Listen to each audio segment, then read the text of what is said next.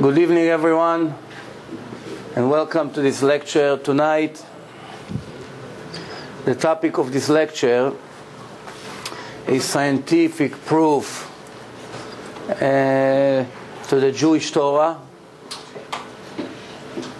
We will try to prove in the next hour or so, scientifically.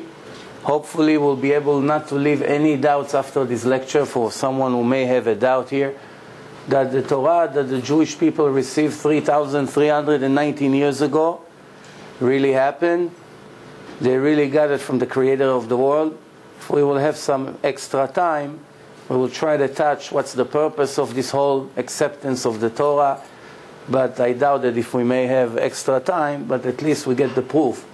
Maybe one day we'll meet again soon, and we'll be able to take it from there. If you have any questions, every time I show a slide, when I'm about to move to the next one, please don't hesitate.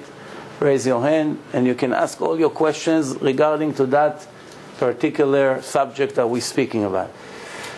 And today, up to now, there are more than 80,000 religions and cults in the world. As we speak, every day, every week, there are new people coming and claim that they have some kind of a truth, and they form another cult or another religion. In the beginning, it's all cults. Some of them grow so much that it becomes an official religion. Christianity was a cult in the beginning, a few hundred people. Once the Romans decided to join them, they became millions of people, and the rest is history. Islam, when it started, there was just few families. And then Muhammad was going from one Arab to another with a sword, with his gang, until a lot of them had no choice, and they had to surrender, and they became Muslims. Today you have 1.5 billion Muslims. We mainly will speak about Judaism, but in order for me to prove that Judaism is a valid religion, and it was received from the Creator of the world, and it's not the word of the rabbis, as some of you may think. It's not a history book, as some of you may think also. And it was given to the Jewish nation in front of millions of witnesses. All these statements that I'm making, obviously my job tonight will be to prove it scientifically. If you're not convinced, don't let me go on. Challenge what I showed. If you're not 100% sure, if I see silence and I move on, that means you're all convinced. All right? So, in order for us to prove that a specific book that someone claims is the Word of God, we have to check it very carefully. It's not just another recommendation about life, to eat healthy or to find a better job. We're not talking about something that with or without it you can still survive. We are talking here the entire life. Could be a waste of time or could be very productive. If we will be able to know that this is the Word of God, and we are going to address the recommendations and the obligations that the Creator of the world gave us, we will be able to earn a lot in this life, or God forbid, to lose a lot. But in order for us to get to that point, first we have to be 100% sure, not 99.9. 99.9 is very nice. It's almost convincing 100%, but it's almost. And we say that almost does not count. We have to know 100% that this is the Word of God. If we know, it's much easier to practice. If we are not sure 100%, we're always going to have doubts, and it's always going to convince us to stay back and not to do it in the right way, or even not to start. So now, if there is a superpower which called himself God, then obviously we are not expecting him to make any mistakes in a book that he claimed that he gave humanity. In this lecture, I'm going to touch 3 different topics. First, how do we know for sure that this world has a creator, that really God created the world? That's one question. Question number 2, after I'm going to prove that there is a creator to the world, I have to prove that the Torah, what the Christians call the Old Testament, is really the Word of God. After I prove that the Torah is the Word of God, the third subject is, so what's in it for me? How does it apply to me? How is it going to affect my life? Does it matter? Is it enough just to know that there is God and He gave the Jews the Torah and not to be bothered with that, to leave it on a shelf for 70 years? Or once we prove that the Torah is the Word of God, we got to wake up and see what He wants from us. Now I want to ask a question here. Assuming that we are now an hour ahead, after I already proved my point, you will see in an hour that you're all not going to have any doubts anymore. But after that, the question that I have to each one of you, if I'm going to prove to you tonight without any doubt that the Torah is the Word of God, who wants to tell me what's going to be the required next step after that? Who wants to tell me what's in his mind? If you now going to see in the next hour that for sure, not 99%, for sure this is the Word of God, what will be the next step in your life? Are you going to go back to work tomorrow as usual and go on with your life? Or from now on you're going to invest some more time to see what does He want from you as an individual, as a part of a Jewish nation, or in general as a human being? Is it going to make an impact on the rest of your life? Or you're going to stay in your position, going back to your normal life, and ignore the fact that there is a book that was given to us by the Creator of the world? Who wants to answer this question? Answer the question. This silence concerned me. No, I did not answer. I'm asking a question. The silence, it's not a good sign, Yaakov. You know what it means, right? You know what it means or not? It means that most people in here believe anyway, they just don't know what the proof is. the word believing, it's already a very serious problem. Action. Because in science, believing means not knowing.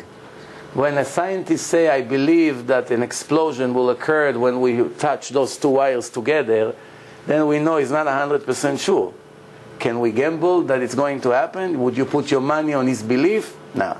But when the scientists say, we know for sure that once we touch those two wires, the building will go on fire, we know. The word know or believe is two different things.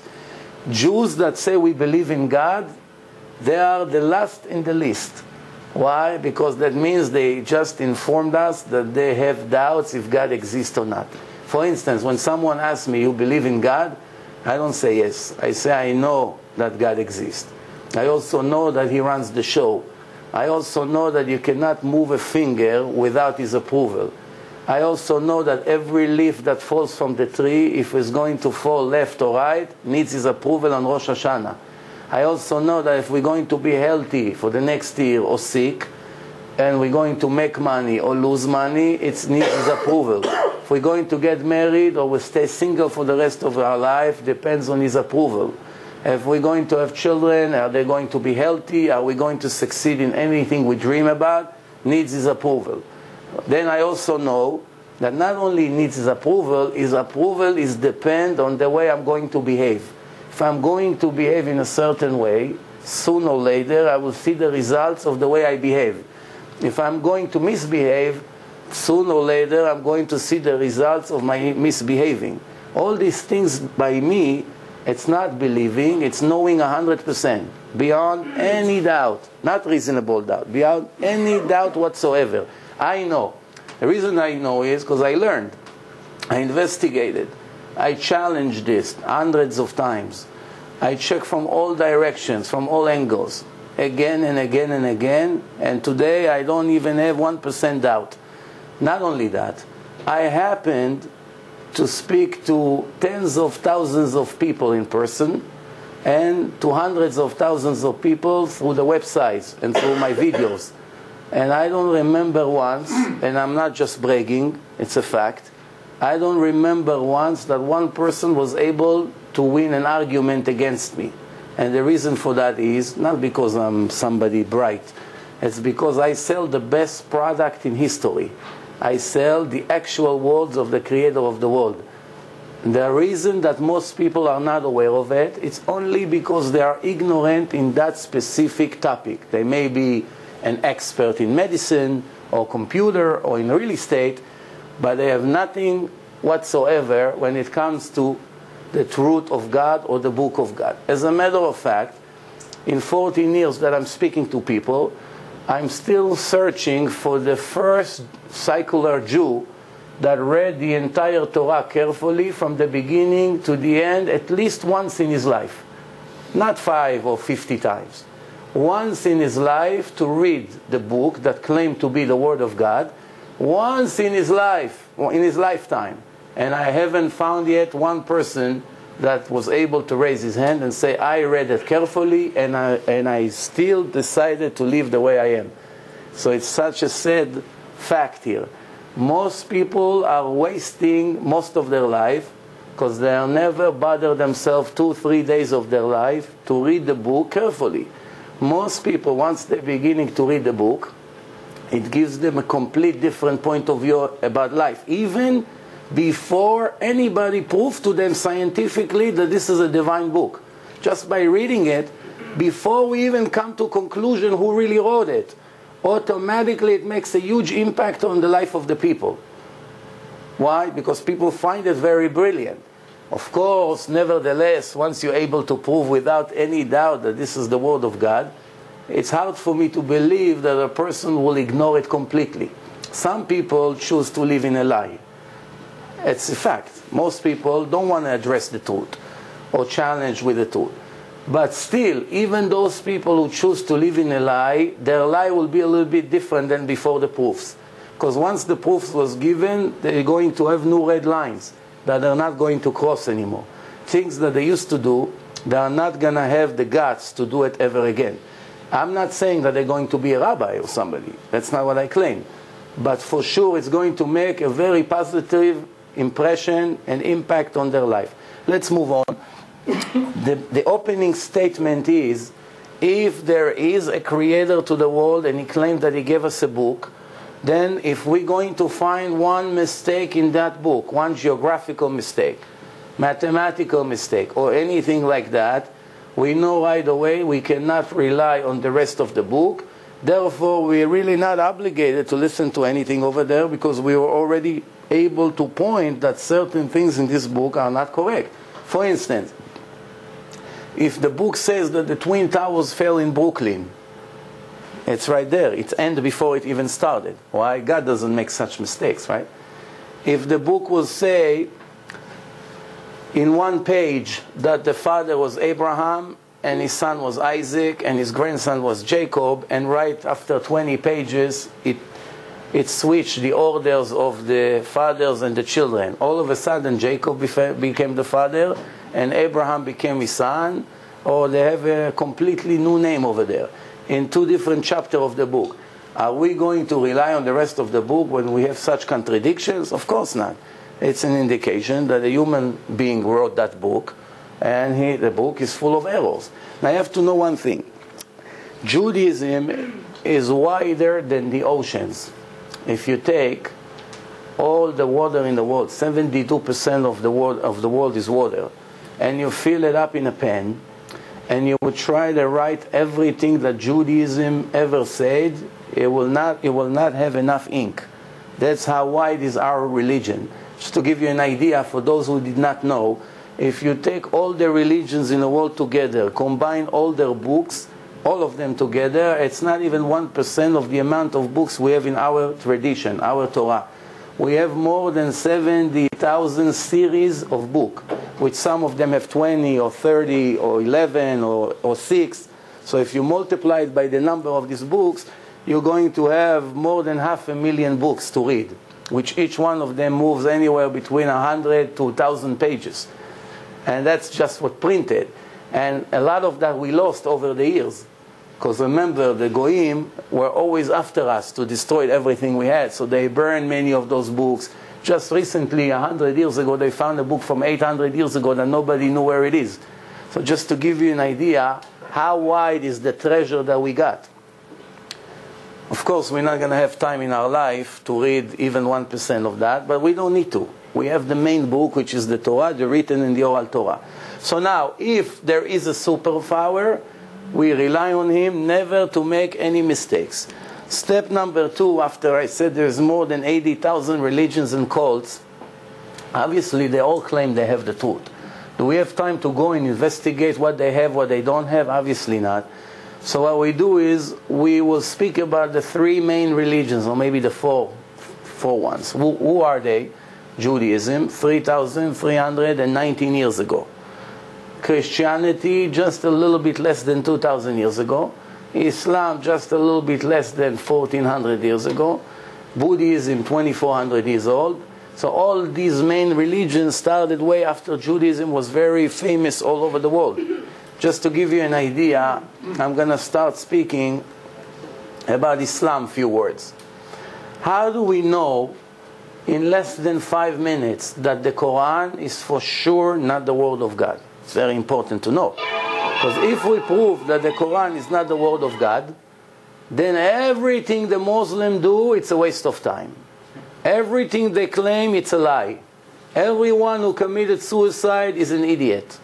Everything they do, it's really such a waste of their life. Why? Because it's not the word of God. However, if we're not going to be able to find any mistakes in the Quran, still doesn't mean it's the word of God. But at least it still has a status of a book that nobody could deny that has any mistakes. But you'll be very surprised how easy it is to prove that Quran is not the word of God. Mamash 5 minutes, exactly 5 minutes. You will be amazed. Before I show some quotes from the Quran, I would like to ask you a question. Who knows how the Quran really started? Muhammad, but how? He tried to copy. Muhammad came approximately 1,400 years ago, less, but approximately 1,400 years ago. He came from the desert and he claimed that Angel Gabriel gave him the Quran. Question number one that we have to ask, how many witnesses Muhammad brought with him that the Malach, the angel, gave him the Quran? The answer is not even one. Right away, the story of Islam starts with 50% doubt. Why? Nobody ever witnessed that event. Anybody can come and say, God gave me a book in the desert. What's your proof? You have no proof. Second, when we open up the Quran, we're going to find something very interesting. I'll give you an example. It would be very easy for the Muslims to come and claim that Judaism, it was all nonsense, and now for the first time in history the real religion is about to start. What is it? Islam. What happened until now? All illusion, nonsense. It would be very easy for them. And then they start their religion. They don't have to rely on anything. They don't have to prove anything. They start a new religion. The Muslim never did it. The Muslim came and said, there is no doubt the Jews received the Torah in front of millions of witnesses in Mount Sinai. They admit that Musa, or Moshe, is the greatest prophet ever lived. They admit that God and the Jews spoke in Mount Sinai. They had a dialogue. They admit that Abraham, Isaac, and Jacob, and King David, and Joseph, they're all holy people. In the website of the Hamas, when you go into their background, they write, Abraham, may peace be on him. Jacob, and they write in parentheses, Israel, may peace be on him. Israel, may peace be on him. Then they go to the time of King Solomon and King David, and they bless them every time they mention them. King David was about 3,000 years ago. So they accepted everything in our Torah. It's 100% solid truth. However, they just claim that God chose one more prophet on top of all the prophets that we had already. Muhammad is one of them. And he gave him an extra book. Same thing, he took Jeremiah and gave him a prophecy. Or he took Isaiah and gave him a prophecy. Here comes Muhammad and received the prophecy. That's what got them into a big mess. Why? In order for you to write a phony book, if you know you're a liar, you're not a prophet. So it will be very foolish to write any prophecy, because you know you're not a prophet. You do not know what's going to happen in 200 years from now. You'll be surprised, he wasn't an idiot. He did not write one prophecy in the entire Quran, which surprises us very much, because the Muslims are fanatic about the fact that he was a prophet. What are they saying? Prophet Muhammad. Show me one prophecy in the Quran, I'll give you whatever you want. There's none. Not even one. Why? He knew he's not a prophet. Why should he gamble? 100 years from now, everyone would know he was a liar. Why should he gamble? He did not need to give any prophecy. That's problem number one. Problem number two, when you come to continue from where Judaism ended, you have to be a super genius to take such an impossible mission to do. Why? Judaism has 24 books. From the time of Genesis, from the time of Bereshit, until Shir HaShirim, the Songs of Songs. It's a period of about 1,000 years altogether. 24 books full of knowledge. It's very long. You have to know all the details. You have to know all the dates. You have to know all the mitzvot, all the orders God gave the Jews until now, and you have to continue from there. Do you know any person that could write a book today as a continuation of 24 books that came prior to that, and is not going to contradict the information that were written 1,000 or 1,500 years before him? Is it possible? Is he going to remember all the details without making any mistake? It's impossible. Take the greatest rabbi ever lived and tell him, here is 24 books, learn it very good, and continue from there, add phony parts to the story. But you have to make sure that what you're adding will never contradict the beginning. Why? If it's going to contradict the beginning even by one name, then they'll catch you that you're a liar. And everybody know that you're not a prophet, and you never received this book from God. The one who gave Quran to Muhammad, or if he wrote it himself, it doesn't really matter.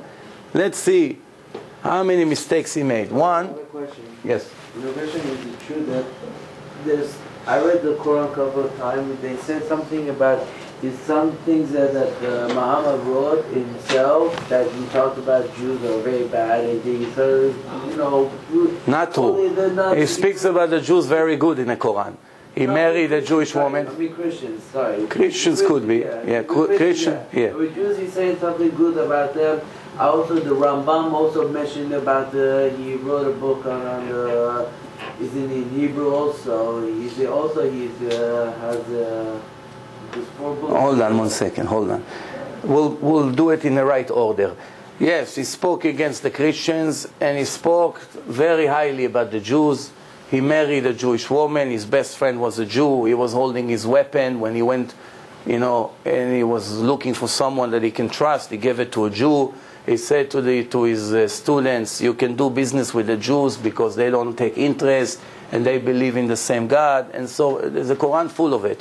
Not only that, they never claimed that Jerusalem is holy to Quran, to Islam. It's only started in this generation, in the last few generations.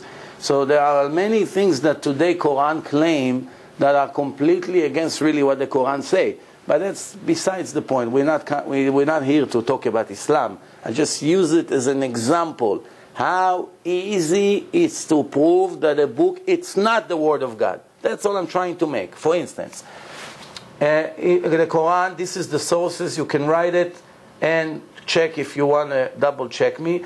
And you can see right here that there's a dialogue, there's a discussion between Haman and Paro.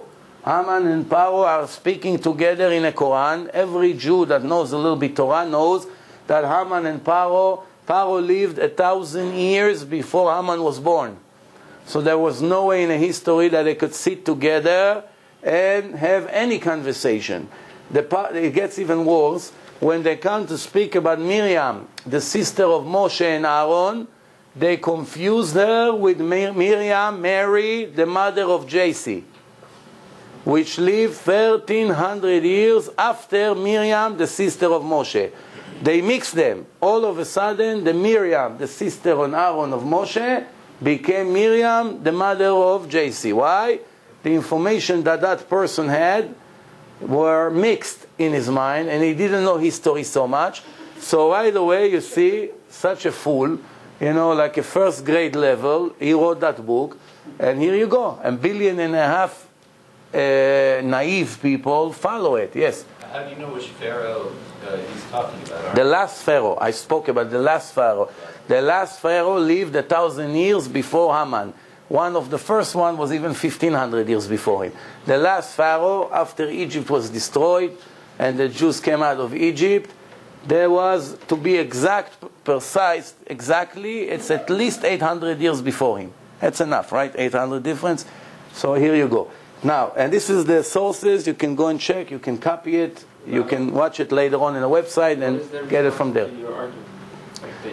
I tell you the truth, I'm not such a brave guy. And every time, and about 8 years ago, I made the first Jewish movie for Kiruv.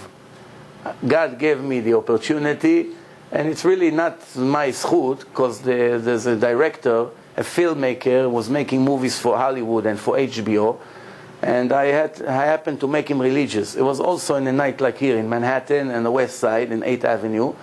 There was a night with lots of people, and he was one of them. And after that night, it bothered him very much, the proofs, and I invited him to come to me for Shabbos. He came to me for Shabbat, and all Shabbat we were arguing and making points. He was trying to prove to himself that what I show, it's not really authentic. That maybe he's going to be able to somehow, go bypass the truth and maybe stay what he is with his American dream. But after the whole Shabbat, he say, if I thought that I'll be able to convince you that it's not the word of God, I have nothing to answer anymore. In a week from now, I'm going back to Israel, and I go to yeshiva. I want to sit and learn serious.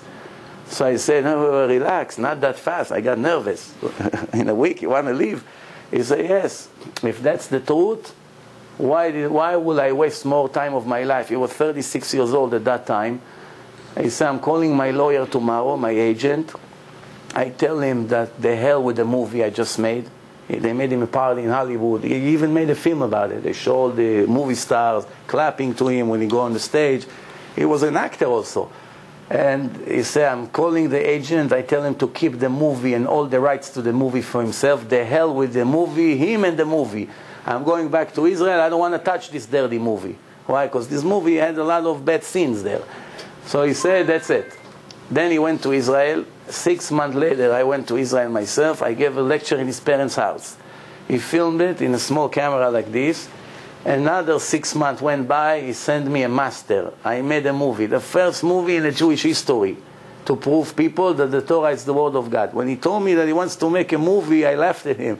I said, what movie? Who's going to watch a movie about lectures? And he said, no, give me all your material from your computer and leave the rest for me. He made such a great movie out of nothing.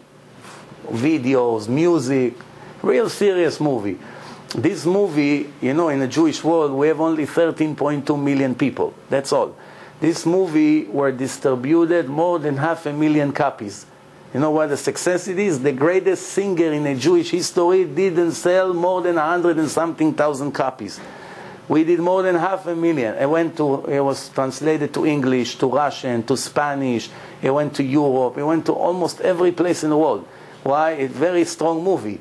Now, there are parts in that movie, in the original master that he sent me, that I spoke very strongly against Islam.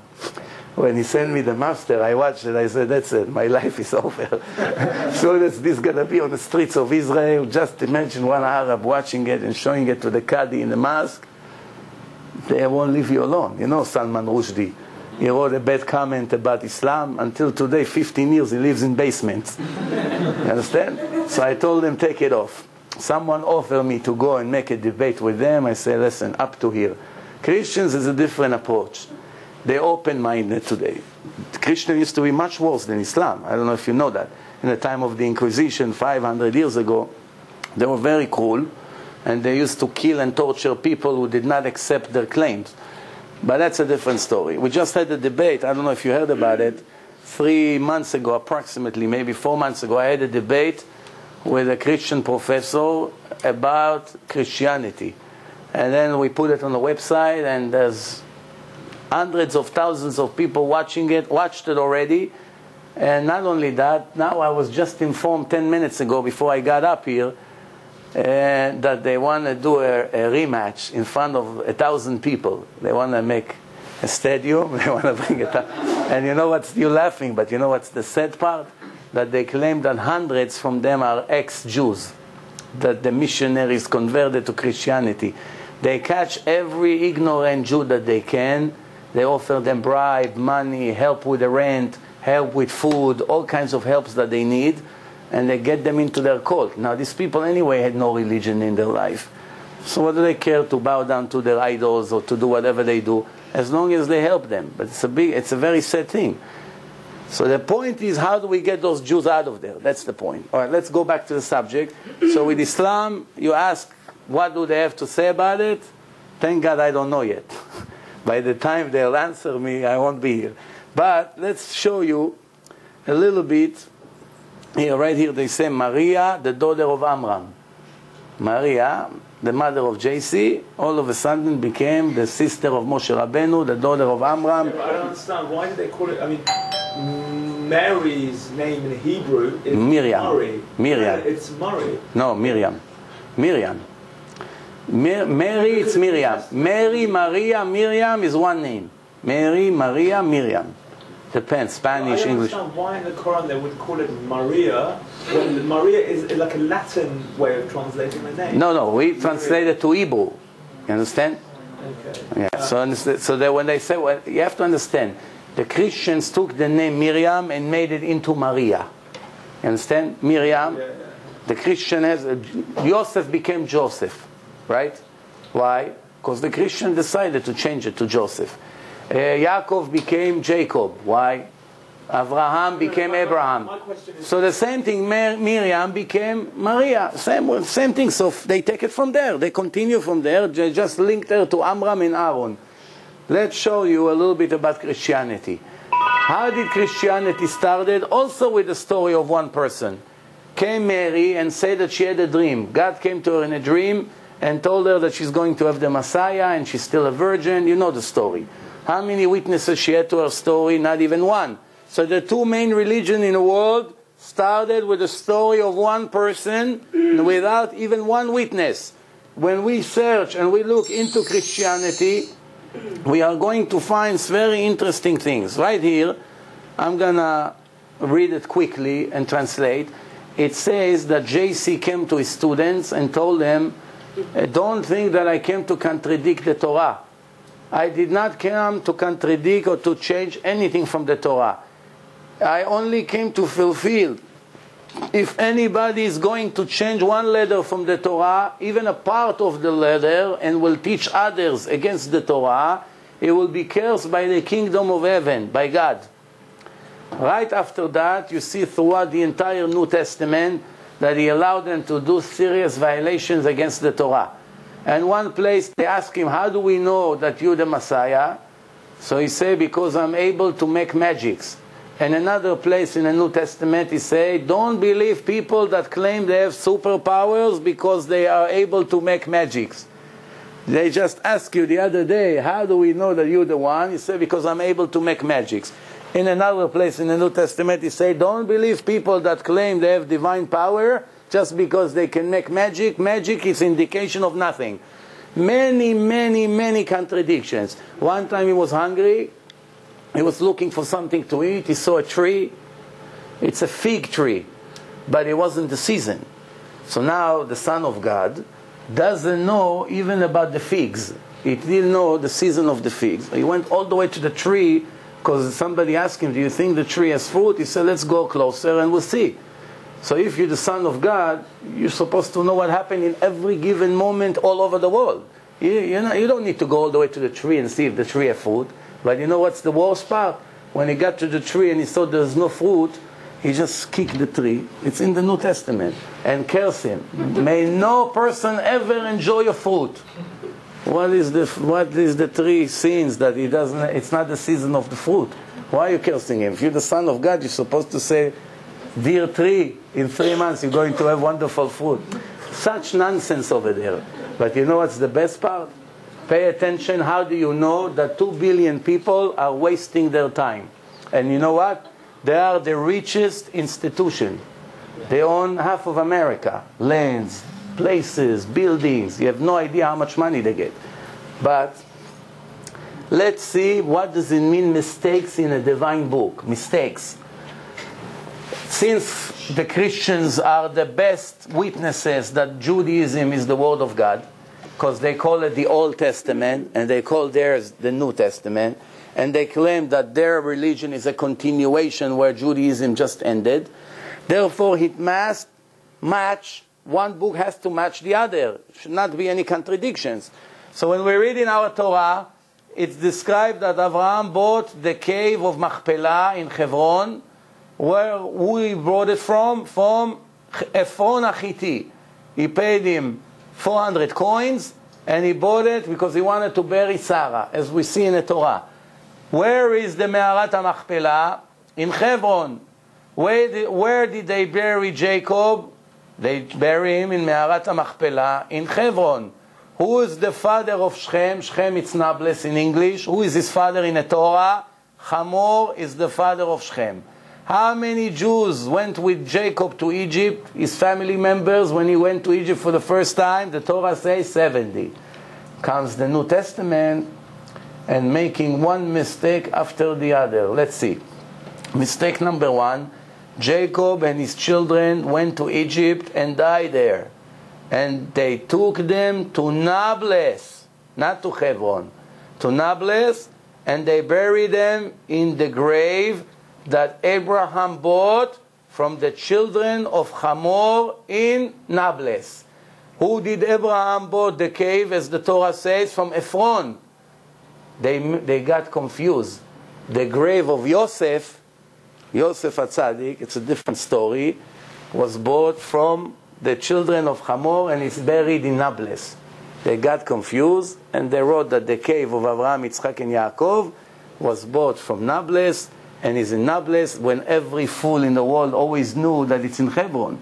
Everybody knew where it is. Such an ignorant wrote that book that he did not know where Abraham, Isaac and Jacob are buried. Imagine if you say that the Empire State Building is in Chicago and you expect people to believe you that this is the Word of God. You understand what are we showing here? You have the sources here, Act 7, you can go and double check. Another mistake, Jacob went to Egypt with 75 people. What happened to God? In the Torah it says 70. All of a sudden, 75. God forgot? He does not remember history? Big problem.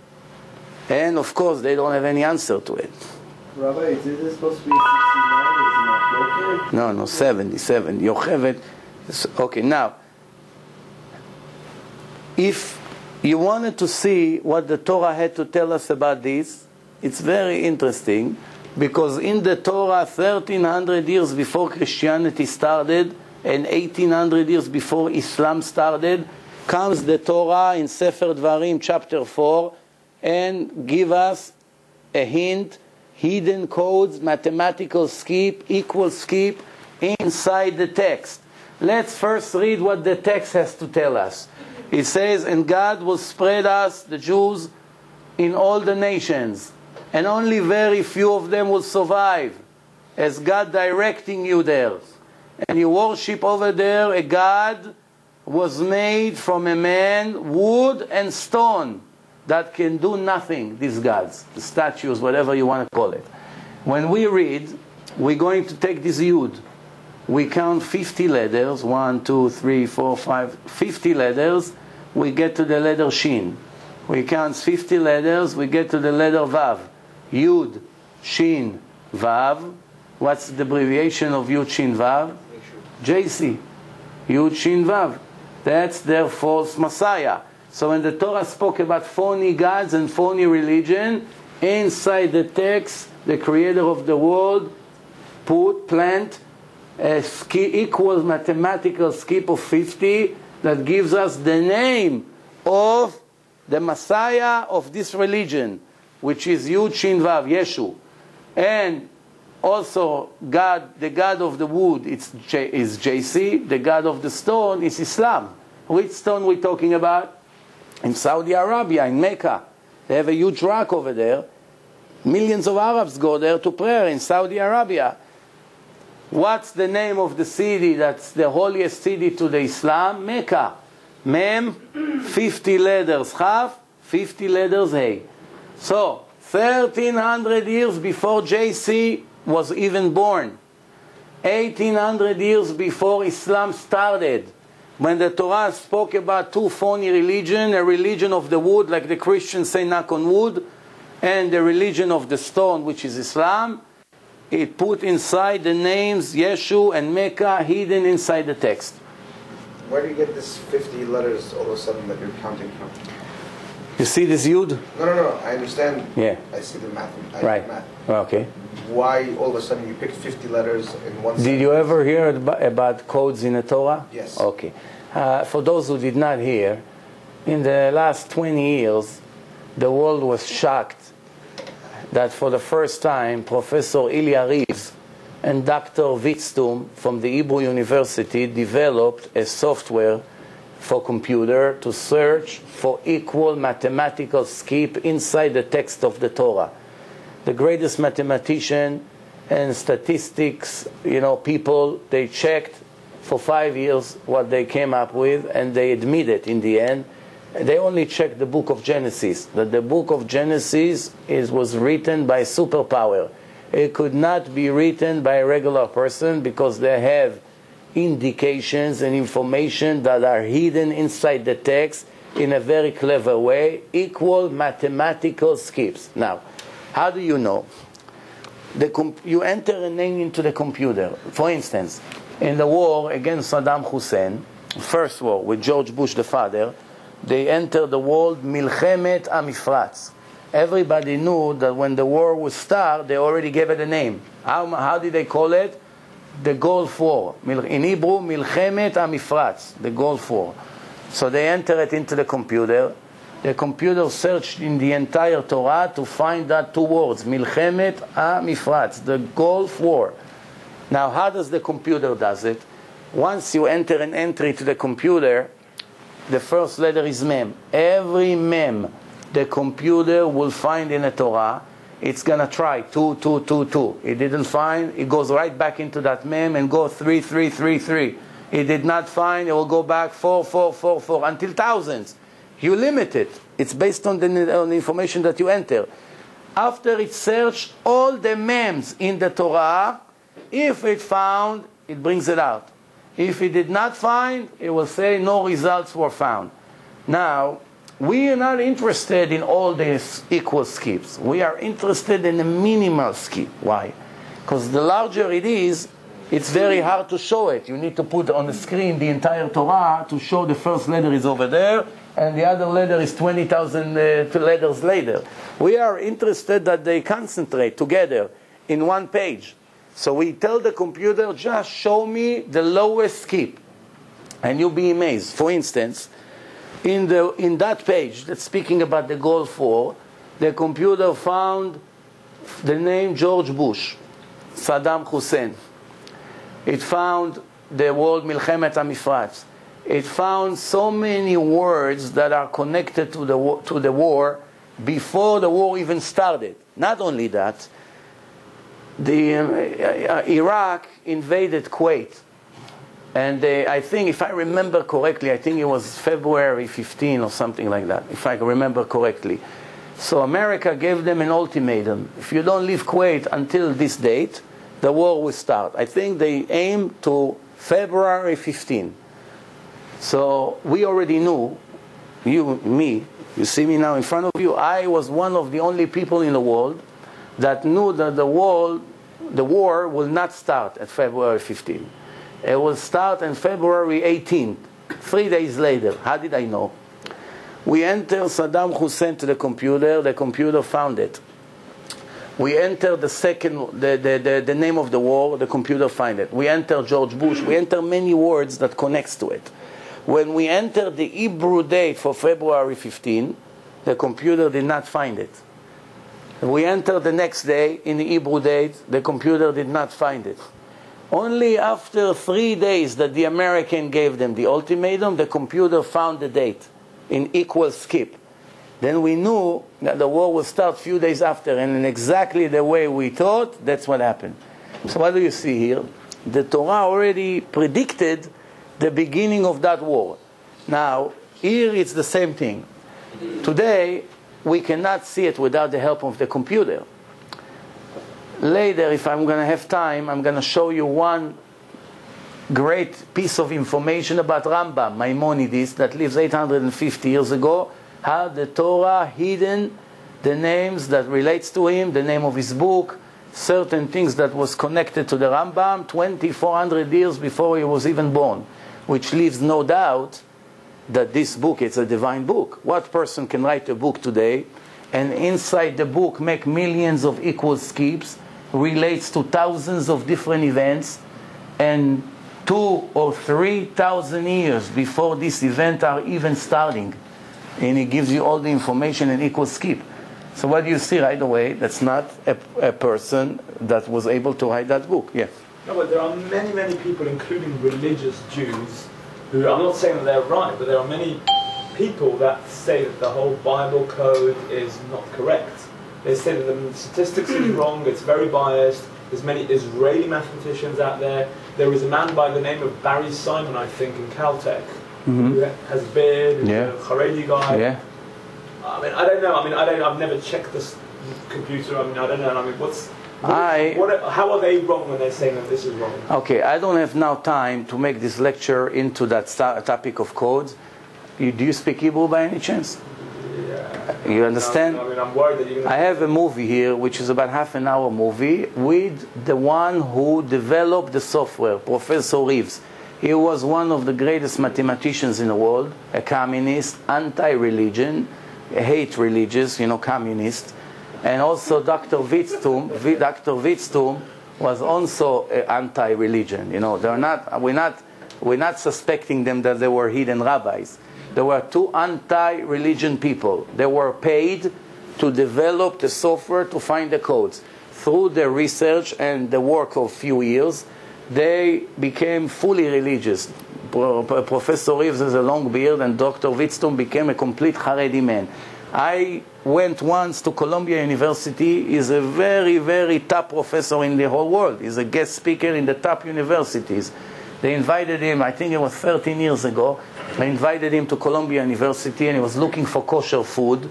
He's makpit kemach yashan, if you know what it means. It's an old flour that you use, from not before Pesach. It's a special kind of flour, and there was nothing to get in uptown Manhattan. Someone asked me to go deliver it to him. And I gave him a call. Where is he exactly? What do I know about this university? It's all the way there near after Harlem over there. So I told him, why don't you publish it in a way that soon somebody will copy it from you and make millions over your invention? You just found it. So he said to me, I wish. I didn't make it for business or for profit. I'm interested that people will find our discoveries. Now, I want to tell you something. Everything you're going to speak, there's always going to be people who criticize. But I'll just give you one example. Just, if we already got into that subject, I'm going to show you one code. You show me one person in the world can contradict that. You don't need more than that. One person in the world that can say that it could be coincidence. Pay attention to this. I'm going to skip about 80 slides forward, and I will show you what I'm talking about. 1 second. Here you go.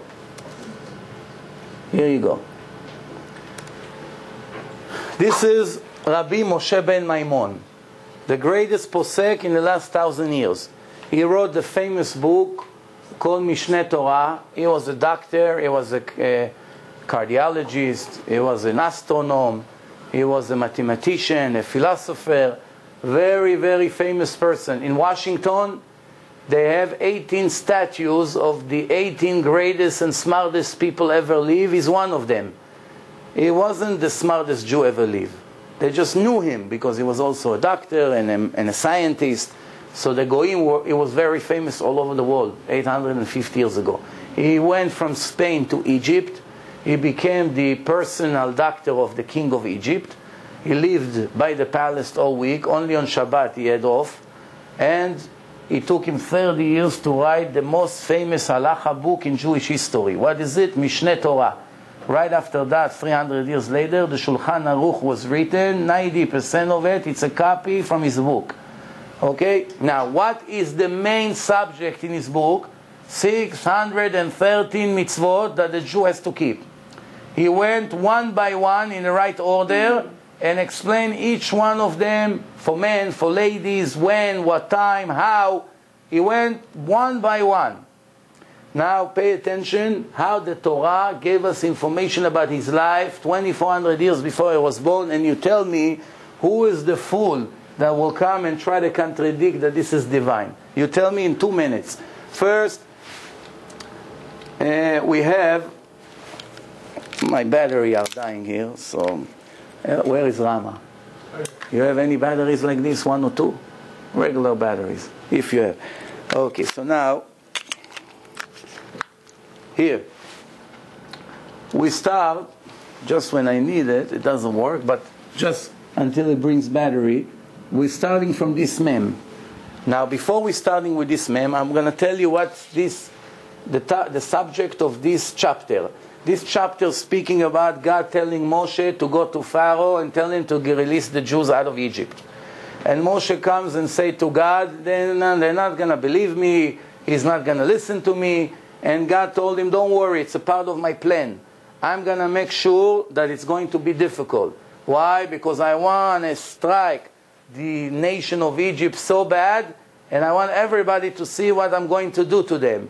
So don't be too impressed by him. He's not going to listen to you because I'm hardening his heart. So now, we have the word Moshe. What was his name? Moshe ben Maimon. Rabbi Moshe ben Maimon. Yeah, thank you very much. 1 or 2. 1 should do it, but just in case, give me the 2.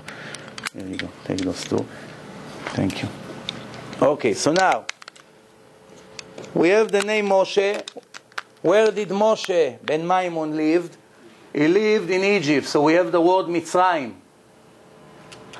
What's his abbreviation of the name? Resh Mem Bet Mem, Rambam. Resh Mem Bet Mem. The only time in the entire Torah that you have 4 words back to back in the right order, Resh Mem Bet Mem, it's only here. No other place. Resh Mem Bet Mem, that's the only place in the entire Torah. And what's the subject of those words? Rebot Moftai Be'eretz Mitzrayim. I'm gonna publish my miracles in the nation of Egypt. And that's what the Rambam did. In Egypt, everybody knew it's a genius that came to Egypt.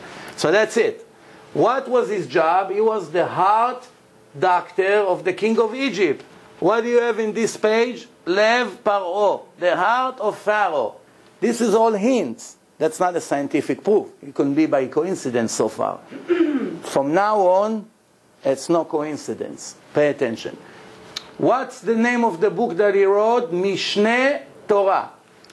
If you take this mem, count 50 letters, you get Shin. You count 50 letters, you get Nun. You count 50 letters, you get Hey. So you have Mishneh. You take this stuff, you count 50 letters, you get Vav. You count 50 letters, you get Resh. You count 50 letters, you get Hey. What did you get? Torah in equal skip of 50. We have one thing to clarify. Why, from the word Mishneh to the word Torah, we have such a long space? It should have been Mem, Shin, Nun, Hey, 50 letters, Taf, and it's one name, it's one entry. Why all of a sudden, from Mishneh to Torah, we have such a long distance? Very good. You're clever. You're catching quick. Hold on. Hold on. 1 more second. Now, what's the subject of the book? 613 mitzvot. What's the distance between the word Mishneh to the word Torah? 613 letters. Now let's conclude. 2,400 years before there was in existence anyone by name Rambam, he was not even born, 2,400 years before, a book was given to the Jews in front of 15 million witnesses. When the Jews opened the book, they just read what happened a year ago in Egypt, that Moshe went to Pharaoh and Pharaoh did not want to release the Jews. They did not dream that inside that text they have information about somebody that will be born 2,400 years from now. We, with the help of the computer, we know what they didn't know. What they didn't know? The Torah told us there will be a person named Moshe. He would live in Egypt. He will be the heart doctor of the king of Egypt. His nickname will be Rambam. Resh Mem Bet Mem. Rabbi Moshe ben Maimon will make magics all over Egypt. He will write a book that called Mishneh Torah that will speak about 613 mitzvot. What's the chances statistically that something like this will be by coincidence in a book? Now, you still insist. The next time when someone goes into arguments with you about the code, you're not going to need to bring your laptop out.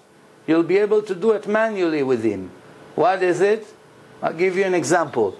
For those of you who ever went and made Kiddush, when we say in a Kiddush on Friday night, Yom HaShishi, Vayichulu HaShamayim ve'Haaretz, that's a part of the Kiddush, it's a part from the Torah. Here is Yom HaShishi. If we take this Yud of the Shishi, you count 7 letters, you get Shin. You count 7 letters, you get Resh. 7 letters, you get Aleph. 7 letters, you get Lamed. What do you get? Yisrael in equal skip of 7. Why 7? Because the subject is 7, Shabbat, the 7th day. Why Israel is this word? Why? First of all, it means Yashar El. It's honest with God. Straight with God. It starts with the smallest letter. The life of the Jew in this life, in this world. Anyway, this world is only temporary. It's a test, preparation for the real world. The Jew starts small and ended big. That's the biggest letter in the alphabet.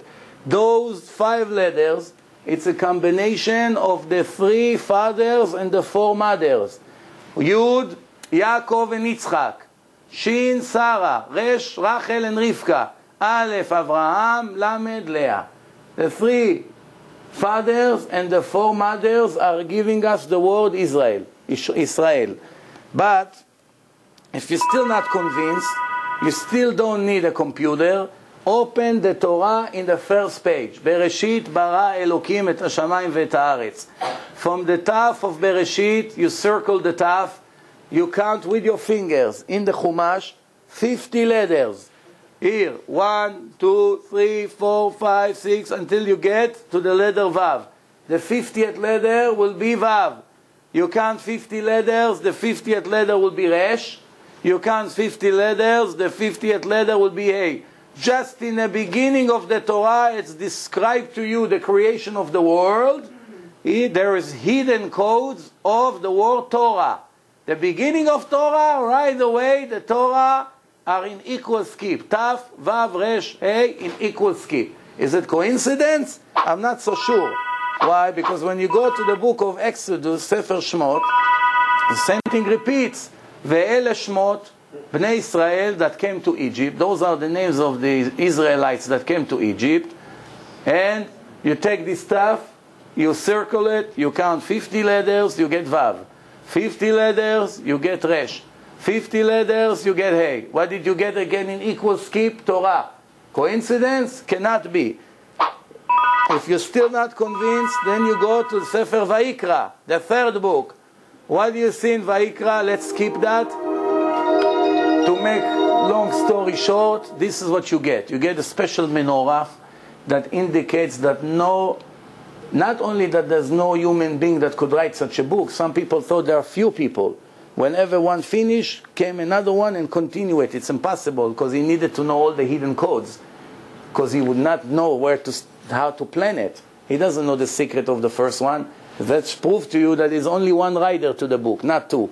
But the best part is that when you go to Bereshit, you get Torah in equal skip of 50. Shmot, also the same thing. Vayikra, you don't get Torah. What do you get? The name of God. Yud, 50 letters A, 50 letters Vav, 50 letters Hey. Why this is the name of God? Yud, Hey, Vav, and Hey. Because God told us in the Torah that is not material. Therefore, He does not have any limitation and He does not depend on time. Everything materialistic, it depends on time. Whenever you have material, you have time. That's what Albert Einstein wrote. Even though the Ramban did it 700 years before him, But still, let's give him the credit for now. I don't understand. So what? So Wait, patience. So now, the name of God is Haya, Hey, Yud, Hey, it's the past. Hove, Hey, Vav, and Hey, it's Ove, the present. And Iye, the future, because it does not depend on time. So we have Yud, Hey, Vav, and Hey in equal skip of 50 in Sefer Vayikra. Then you go Bamidbar and Dvarim, you have again Torah in equal skip of 50. But this time from left to right, in reverse. So you have Taf, Vav, Resh, Hey, Taf, Vav, Resh, Hey. So now what do you see? You see that the center of the world is God. That's from 5 books. The center is the third one. The 2 from the right goes from right to left towards the center. And the 2 from the left go from left to right towards the center. It's all planned in equal skip. Now, if you know, if I'm going to ask you to write tomorrow an article about what happened to you all day today, from the moment you open your eyes until the end of this lecture tonight, you have to write every word you said, what did you do, who did you meet, what did you eat, and so forth and so on. And in that story, which will be, let's say, 5 pages, I'm going to ask you to hide 10 different names of 10 different people in equal skip without interfering with the actual story that happened to you today. You're going to need a millionaire to do it. You understand why or no? what do you mean by I need a million? You either going to get it or you're dead. You have one story. What does that mean? No. If you write, first you have to write the truth. You have to write what happened to you from the morning to the beginning to the end in a chronological order, with all the things that happened. Inside, you have to plan that, for instance, you want to write the name Alexander Leibovich, whatever. Let's say you want to hide that name. You have to plan that Alexander Leibovich will be in equal skip of 50, and you're going to have to move words around. Because when you're going to get the Aleph, what's the next word? Lamed. But the 50th letter in your case, it's not Lamed, because you wrote the truth. So now you have to move words around. So you have to switch the word. So if you switch this word, the next letter is not going to be right. I'll give you 5 million years. And that's only 10 names. You know how many codes the Torah have? Thousands that I know. Who is the one who will manipulate and claim that the codes is not reliable? Especially when we have a letter that the scientists wrote. We checked for a few years the book of Genesis, and we have no doubt that this book is a divine book. Not only that, they wrote an additional part to the research. You know what they wrote? Which God? The God of Judaism or the God of the Quran? It's not our job to decide. They wrote another nonsense thing. But for sure, it was a superpower that was written by God. And this is all science. It's not religious scientists. So now you have to know, it's not only reliable, there's no way to contradict it. You know, when Albert Einstein came, 7 years that all the scientists in the world were denying what he found. Impossible, impossible. Day after day, night after night for 7 years. When they check everything he wrote, they come to the same results. But for 7 years, they're denying it. You know why? It's something in psychology, it's called cognitive dissonance. The brain and the heart do not work in the same speed. What the brain sometimes catch in 5 minutes, the heart can catch in 5 years. Well, there was other problems as well, because the Nazis didn't want him to. It was a different historical thing. But my question to you is now a different one. Okay. Let's say if we go back 200 years before there was a computer, and someone would come up to you and say, "Prove God to me." I would not be able to do it through codes Okay. at that time, but I have hundreds of other proofs. Who's to say that I have to do it through codes? Let's go back to where I was, and you see how I would do it 500 years ago. Let's go back in history 500 years, and I'll show you how I was able to prove in my previous reincarnation, how I used to prove to people. By the way, I want to tell you something about me. Don't think I'm crazy. Maybe we should erase it from the video. About 8 years ago, I went to an autistic kid. Autist, it's not a regular person. He has no free choice. The brain is disconnected from the body. And they have abilities that all of us together cannot do. For instance, you're speaking to him, you're really speaking to his soul. You don't really speaking to his intelligence, because he's disconnected from this world. So now you bring his finger to the computer, and he doesn't even look at the computer. He looks in the air. He makes all kinds of faces. He's crying. He's this. At the same time, he's typing like this with his finger, sentences on the computer, and he speaks to you. He doesn't even look at you. Whatever, he can do two things at the same time. He eats eggplant, he looks at the newspaper, he laughs, he screams, he gets up. His sister are pushing him down because he doesn't want to sit on a chair. He gets up, he makes all kinds, and at the same time his hand moving like this. And sometimes, if you move the buttons, his finger continue to go like this. Unbelievable. You know what? I told him, I asked him questions about myself. Because as you go into the room, he knows who you are right away. Sometimes he begins to type before you even ask a question. I brought a friend of mine in before he walked into the room. Before we even went in, there's a little hallway, he started to type. Why are you embarrassed to look like a Jew? Aren't you embarrassed of yourself? So my friend came and sat down. He said, why you care about the outside? Care about the inside. So he typed, the outside changed the inside. You got to start with the outside. Then I brought my mother-in-law. She wanted to ask about somebody. He told her, do not dwell about this person. Nobody will take you out of your situation right now. Only one can do it, which is God. Stop counting on human being to save you. He doesn't even know who she is. Then he told me, I want to speak to your wife. He tells me, she has a question in her heart that nobody can answer to her. It's important you bring her because I want to tell her the answer to her question. I got very nervous, A week after I brought my wife there. Before she even went in, I'm outside.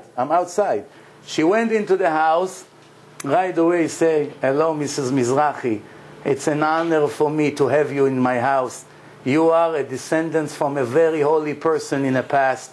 And I wanted your husband to bring you here. He doesn't even look, he types. I wanted your husband to bring you over here because I know the question that bothers you very much. What's the question? You think that in the world to come, your husband will get all the reward for making all these Jews closer to God, and you're a regular housewife. You're all the time in the house with the children, and you're going to get nothing. So I wanted to assure you that you and your husband are partners 100% in everything. And God puts you here. You know how they call America? He puts you here in Egypt. And this is his sentence. I get chills when I remember that moment. To save as many Jews as possible from eternal spiritual death. That's his words. Then when I went in, I asked him a question. Why God chose me? After all, there's billions of people out there, there's millions of Jews. So he started to tell me that maybe I should not say it to the camera, but I just give you a hint. He told me who was I in my previous life and what I used to do. And I used to do in my previous life the opposite of what I'm doing today. So he gave me an opportunity to correct. It's all measure for measure. I was helping the Zionist communists to convince Jews to go out of the yeshivot into girls and boys schools that they opened in Iraq. They opened a school in Iraq 100 years ago, and I came as one of their movements, as a part. Come, it's time to go to Israel. We opened up a school over here. You understand? So it's everything we do in this life, we have an opportunity to correct what we spoiled in our previous life. But now, let's see what I was proving 500 years ago. That's before that. So I show you this. Pay attention to this here. Just to conclude the point of the religions, the point of the religions is like this. Nobody ever had a witness that they received any book from God. They were unable to bring one person. The Torah actually predicted it. For those who came to the lecture in Great Neck, I showed that slide. I'm going to show it again briefly. Then I'm going to show some things that I did not show over there. The Torah say, go check in history. Did ever a group of non-Jews claim that I gave them a book or I spoke to them from the fire as I spoke to you, the Jews? That means it's a promise here from the creator of the world, the writer of the Torah 3,319 years ago, that if there will be a group of Gentiles that comes and claims that they had God speaking to them in a mountain or in the desert, even though we know for sure they're lying. We know. Even if we can prove they're lying, we're going to have the first mistake in Judaism. Why? Because the Torah took a huge risk. The Torah says it will never happen that a group of non-Jews will come and claim that I spoke to them. It will never happen. Now remember, 80,000 times one individual came and made up a new phony religion. Is it possible to think that not even one of them thought to bring 2-3 witnesses with him? To bribe them? To say that Muhammad could bring 5-6 cousins of him, give them $1,000 each, to come and swear that they saw the angel come down and hand the Quran to Muhammad. You know what we have, the Jews? We had a tragedy if it will happen. Why? Because the Torah promised it will never happen. No group of Goyim will ever claim that I spoke to them. What person can take such a risk? Who's going to write in a book? Check in the entire history. Did ever somebody come and claim that God spoke to them, a group of people? 1? Yes. 80,000 times. 2, 5, 10? Never.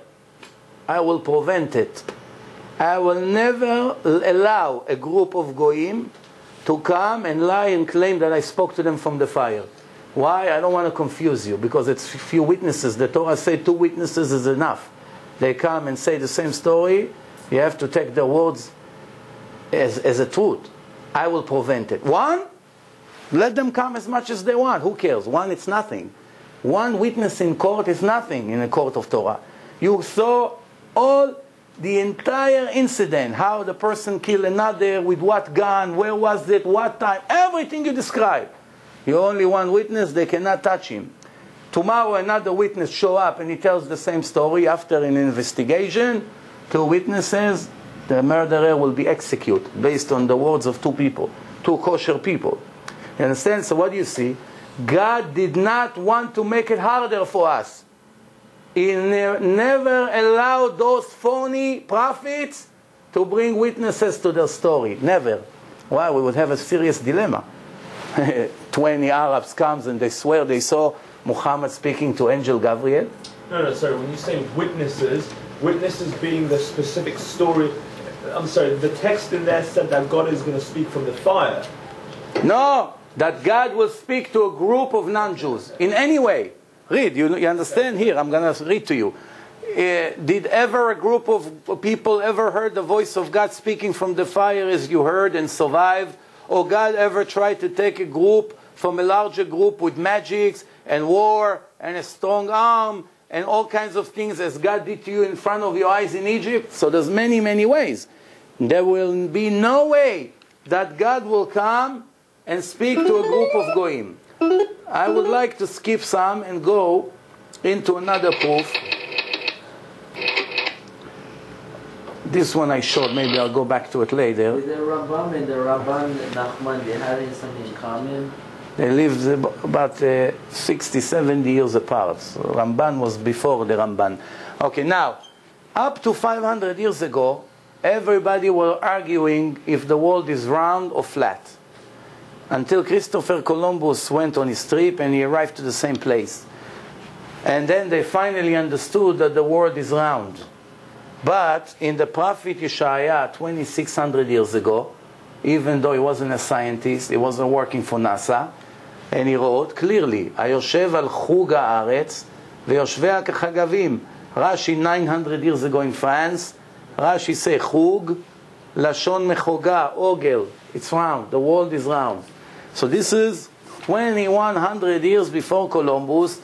It's a sentence in the Tanakh that the world is round. Why do you need to argue? Why you need to check and make researches and try and make arguments?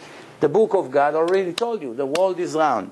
So this is just to give you information that no human being could give such information 2,600 years ago. I'll give you another example.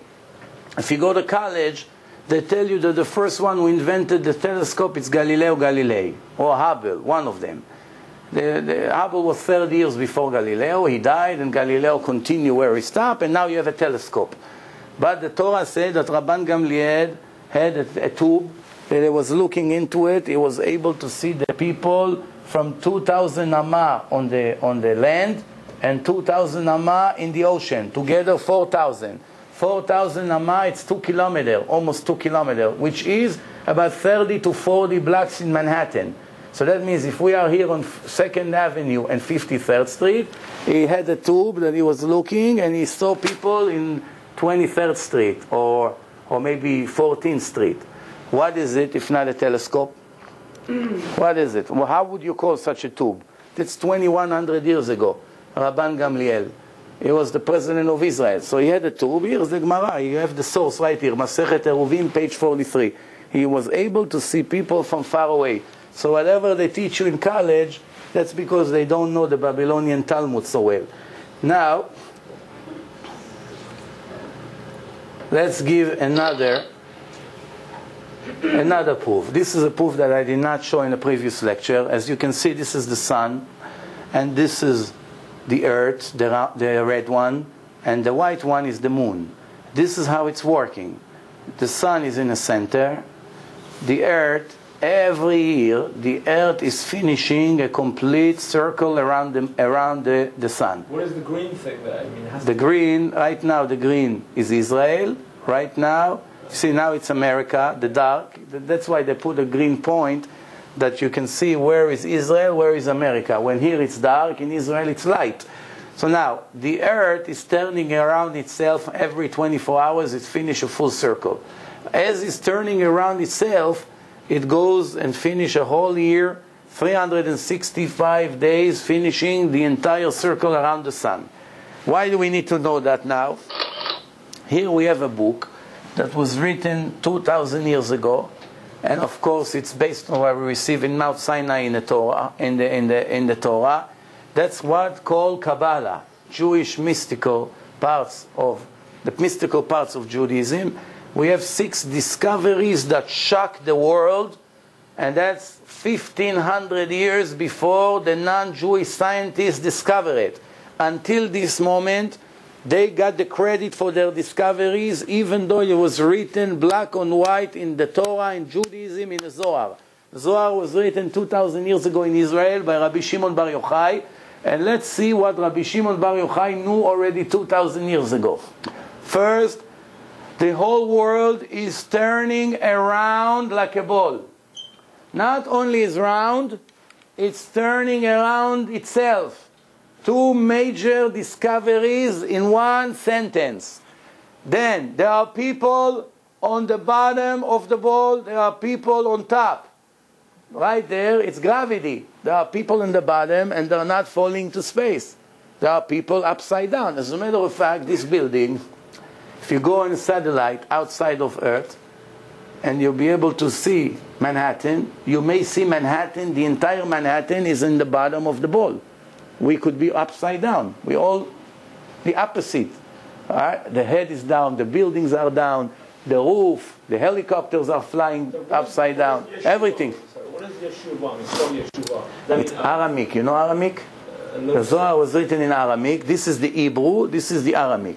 Yeshuva, it's Yeshuv. It's a settlement. No. Yeshuv, it's a place that people sit there, live there. It could be a small settlement, it could be the entire world. It's turning around like a ball. There are people on the bottom and there are people on the top of the ball. Now, and the people who live in different parts of the ball, there are differences in their image and the color of their skin based on the weather and the air that they breathe in each place where they live. In the beginning of the previous century, about 100 years ago, the scientists found that the genes of every person is influenced by the air that he breathes. That's why in Africa everyone is black. In Scandinavia everyone is blonde with blue eyes. In China you have 2 million copies from 7-Eleven, all yellow skin, straight hair, black. You never find Chinese with curly blonde hair and blue eyes. You never find. They all copy. Africa, all copy. Jews, however, look like all of them. You have Jews, black, blonde, these Italians. Jews are like everyone. Why is it? Because the Jews as a part of their punishment for rebelling against God, they were spread in all the nations, as the prophecy which I just read to you before, 10 minutes ago.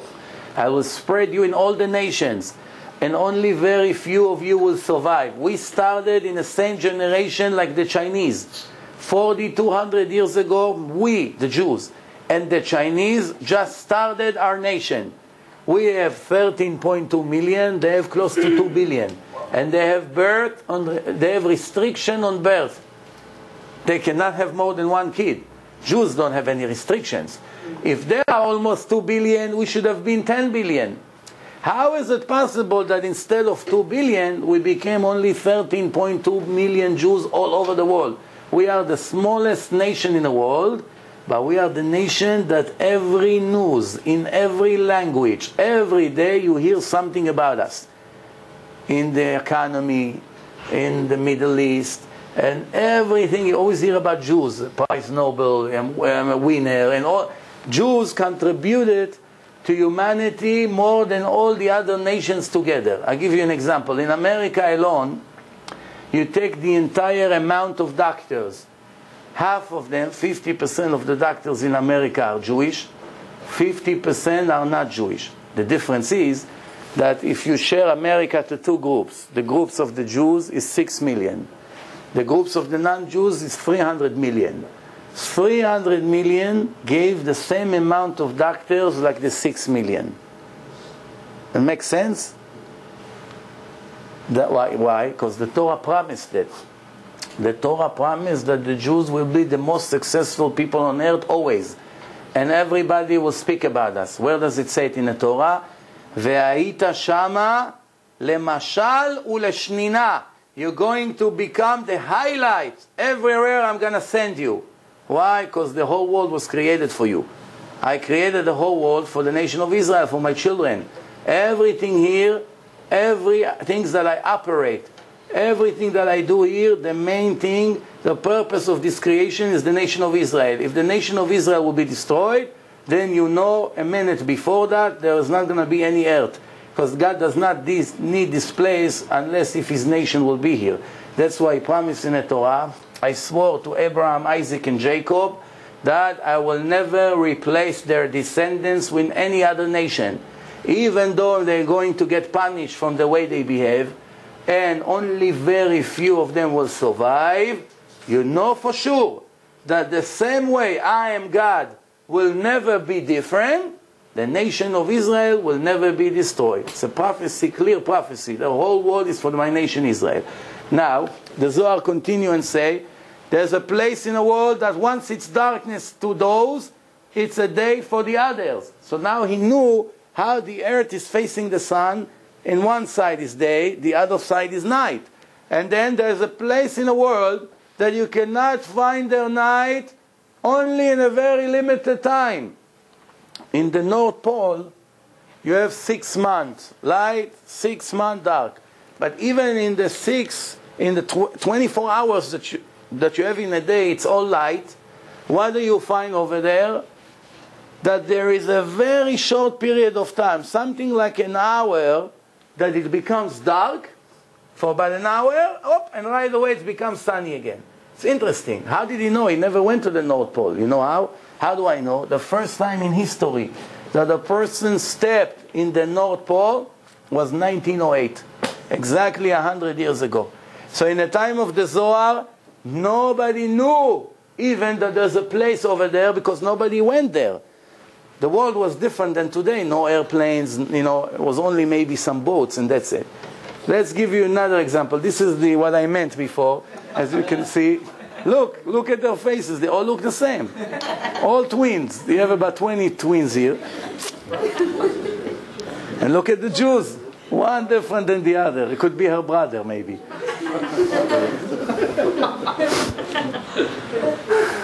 It's good to laugh a little bit. Do you think a Sephardi and Ashkenazi are look the same? Well, you have Syrians that look Ashkenazi. Yemeni look like an Arab. So I know one Yemenite with green eyes. Yeah. All right. Now, the nation of Israel came and complained to God after the destruction of the second temple. How did you forget about us? How you neglected us? Came God and answered the Knesset of Israel. Not the Israeli Knesset members today. For sure God would not speak to them. We're talking 2,400 years ago, 2,300 years ago. Came God and told the nation of Israel a story. What's the story? Before I'm reading you the story, I would like to give you some information about science. I'm sure most of you know that until 400 years ago, the time of Galileo Galilei with his telescope, the whole world knew that there is only 6,000 stars in the universe. They stood on mountains and they were counting the stars, and they came to approximately 6,000 stars. When Galileo took his 6-foot telescope and raised it up, he saw so many more galaxies that we couldn't see without the telescope. And he came and said, wow, it's a dream. We were dreaming. There's so many more stars. Just couldn't see them. What did the Christian church do to him? He got on their nerve and they choked him to death with dust. They put him in a house. They took shovels. They threw sands. He couldn't breathe. And they killed him. Everybody that did something the church didn't like were disappearing.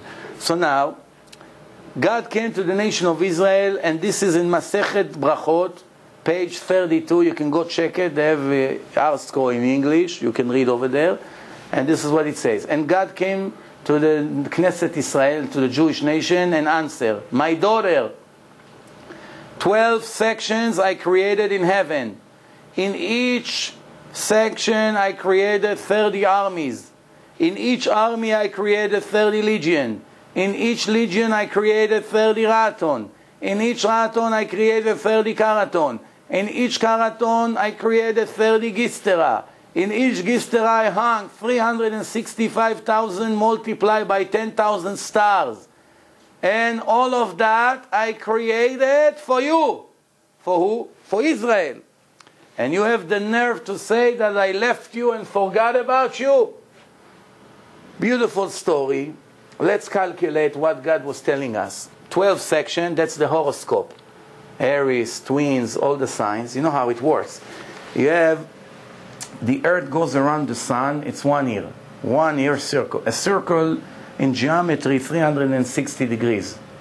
360. If you take a circle, like a pizza, you slice it to 12 equal slices. How many degrees each slice will be? 30. So now, if you were born when the earth was in the slice between 12 and 1, look at imagine a round clock now, between 12 and 1, that's when the earth was in the circle. Then you are this particular sign, like Aries, right? If it went between 1 and 2, it's another 30 degrees. Now what are you? An ox. What do you say? Shor. Mazal Shor. Taurus. Taurus. Taurus. So you're Taurus. This is what it means, signs, right? So 12, now you understand the source, where it came from. 12, in each one of them I created 30 mini section. He gave them names. And 30, and 30, 30, 30, 365,000. Another 40 for the Ribor, 10,000. It gives us 10 to the power of 19 stars. This was written approximately 2,000 years ago in the Babylonian Talmud. But it was received 3,319 years ago. It was received by the Jews from the actual creator of the world. Now, do you know any person, give him all the technology you want, 2,000, 3,000 years ago, that was able to give you a number like we are talking about, when up to 400 years ago, the maximum they could count was 6,000. What person 2,000 years ago would write such nonsense based on what? People would say it's crazy. Where are you bringing these numbers from? Look, 6,000 stars, that's what we see. Where did you bring us such a number? 12 times 30 times 30. Let's see what the scientist has to say today.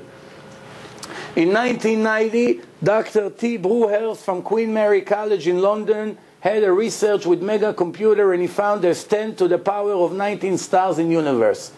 This is a goy, a scientist in London. The interesting part is I find it very interesting that what the Torah used 7 different names. 1, 2, 3, 4, 5, 6, 7. I created 12 sections, and each one 30 armies, 30 legion, Raton, Karaton, Gistera, and stars. The scientists, without knowing about the oral Torah, about the Gemara, without knowing about all these names that appear in Judaism, based on their own researches and all the pictures that the satellites took of all the galaxies, and what the mega computer was counting, a mega computer can be the size of a building. It's not a little laptop here. So the computer counted all the dots that the pictures of the satellites were taking, and came out to this such huge number, 1 and 18 dots after the one. So it's 18 digits after the one. It's a very long number, like quarter trillion or something. I don't even know how to say it. But the interesting part is that they also have 7 sections, but they call it in different modern name. What we call mazalot, they call galactic cell. What we call chayil, an army, they call local groups of galaxies. What we call legion, the Torah, they call galaxies. What we call raton, they call galactic area. What we call karaton, they call groups of galaxies. What we call gistera, they call globular groups of stars. What we call stars, they call also stars. At least one thing we have in mutual. Yes. When you came out with your cheshbon before of yes. 30 times 30 times, how did you get that? How does that refer to the text in Hebrew? 12 sections I created. Okay. And in each one of them I created 30 armies. So right there you have 12 times 30. Well, how did you get 30 armies? That's what the Gemara says. I created 30 in each one of the 12. Yeah. You have 12 slices, right, in a round circle. Rahaton and all these words it uses, is that what you're getting it from? Yeah. Can we just go back to the pictures? Yeah. Here you go. 12 sections, like I told you, okay? Each one of them I created 30 army. In each one army, it's like a mini section. You got it? In each one of the mini one, I created a mini one. And in the end, in the little parts, which is in a larger part, I hung 365,000, add 4 zeros to it, multiply by 30, 30, 30, 30, and 12, it gives us 10 to the power of 19. We don't really care about the number, really. That's not the point here. Don't get me wrong. I'm not coming to argue if the world have 10 to the power of 19 or 10 to the power of 20. That's not the issue here. The issue here is what Jew or what person 2,000 years ago would write in a book. I created such and such sections and this and this and this. Everybody will say, hey, you're a fool. Let's take him to mental house because we only see 6,000 stars. This guy is a dreamer. Who would write such a thing? And he speaks, I created.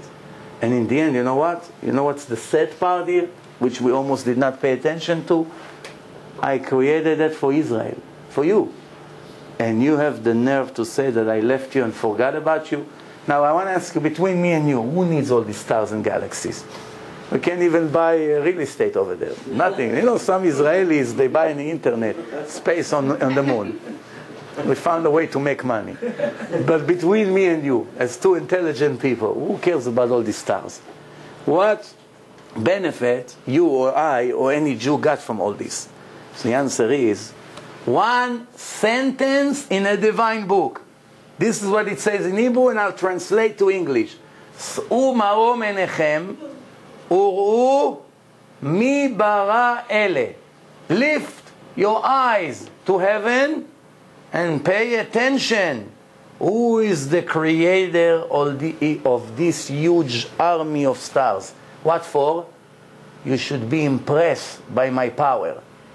And then, once I'm going to be impressed by your power, then what? You're going to read the next sentence. I chose you, Yosef, Yitzchak, Miriam, Sarah, Rachel, to be my children, to belong to my family, not to be like Chris and Muhammad. You understand? Supposed to faint from happiness. A Jew should run in the street screaming, I am the Son of God, not J.C. Penney. I am the real Son of God. And what does the Jew does? What does he do? He makes sideburns like Elvis. Or he wants to be like Bruce Springsteen, go to the bars. Oh, I'm a goy. My name was Yosef, I became Joey. Right? Oh, Matityahu became Matthew. I don't have to tell you what the Jews call themselves. Why? They're embarrassed to show they're Jews. Even those who are religious, sometimes they put a baseball cap. Why? I know I'm a Jew, Rabbi. It's not, I don't belong here. But the truth is... I have a question. Yeah. Okay, as you said, we are 13.2 million Jews on planet Earth among 4 billion... 6.4 billion. Okay. So if God created everything for the Jews and we are children of... So what about the rest of people? Like, they are human beings. Oh. And, you know, in a way, we live off of them too. Like, Jews bring a lot of good to the world, but at the same time, they bring a lot of good to us too. No problem. And also they bring a lot of bad to us. But you know, they also... we bring a lot of bad to them too. Okay, first of all, what's your name? Monica. Monica? I want to tell you something. Don't try, or I don't know, I mean, I hope nobody here understood that by showing this, I indicated that the goyim are worthless.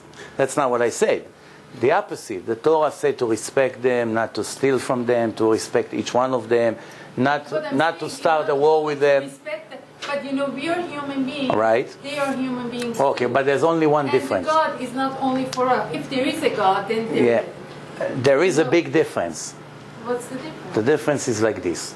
If there was no divine book in the world, no divine book, everybody has his own opinion, and I would come and stand in front of a large crowd like here tonight and say, we are superior, we better, they're nothing, they're garbage, they're second or third class citizen, then I'm no different than Adolf Hitler. What's the difference? But you know, a lot wait. of sound like There's one thing to say that they are nothing. There's one thing to say that we have to exterminate them and to kill them. That's the one thing. Obviously, nobody say that, because the Torah say you should not kill means anybody, not only not Jews. Okay. That's not what we're speaking about.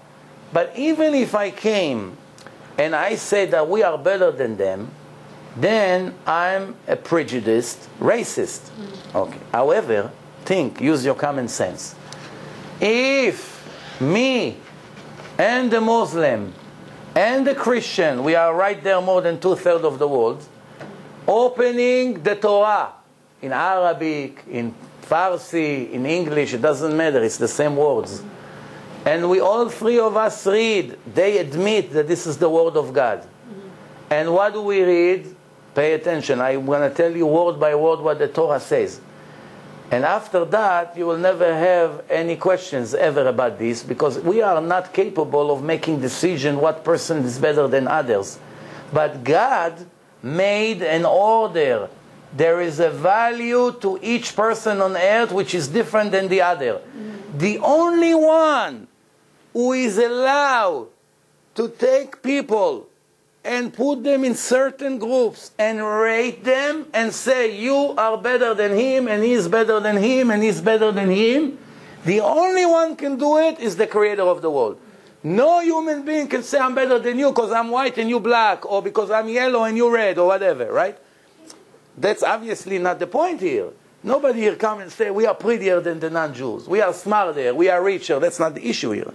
They can be better manners than us. They can have more money, they can be wiser, they can be smarter, they can have better personality than us. There's only one problem. Depend. It's a problem or not a problem, depend how you want to call it. There's only one difference. What's the difference? In a divine book, that we all agree, me, Muhammad, and Chris, agree that is the word of God. They fell into a big trap by admitting that the Torah is the word of God. They just had no choice. They could not deny 1,300 years of history. The whole world knew the Jews received the Torah in front of 15 million witnesses. Nobody can bury that under the rug. It says, I chose you, the Jews, to be my children.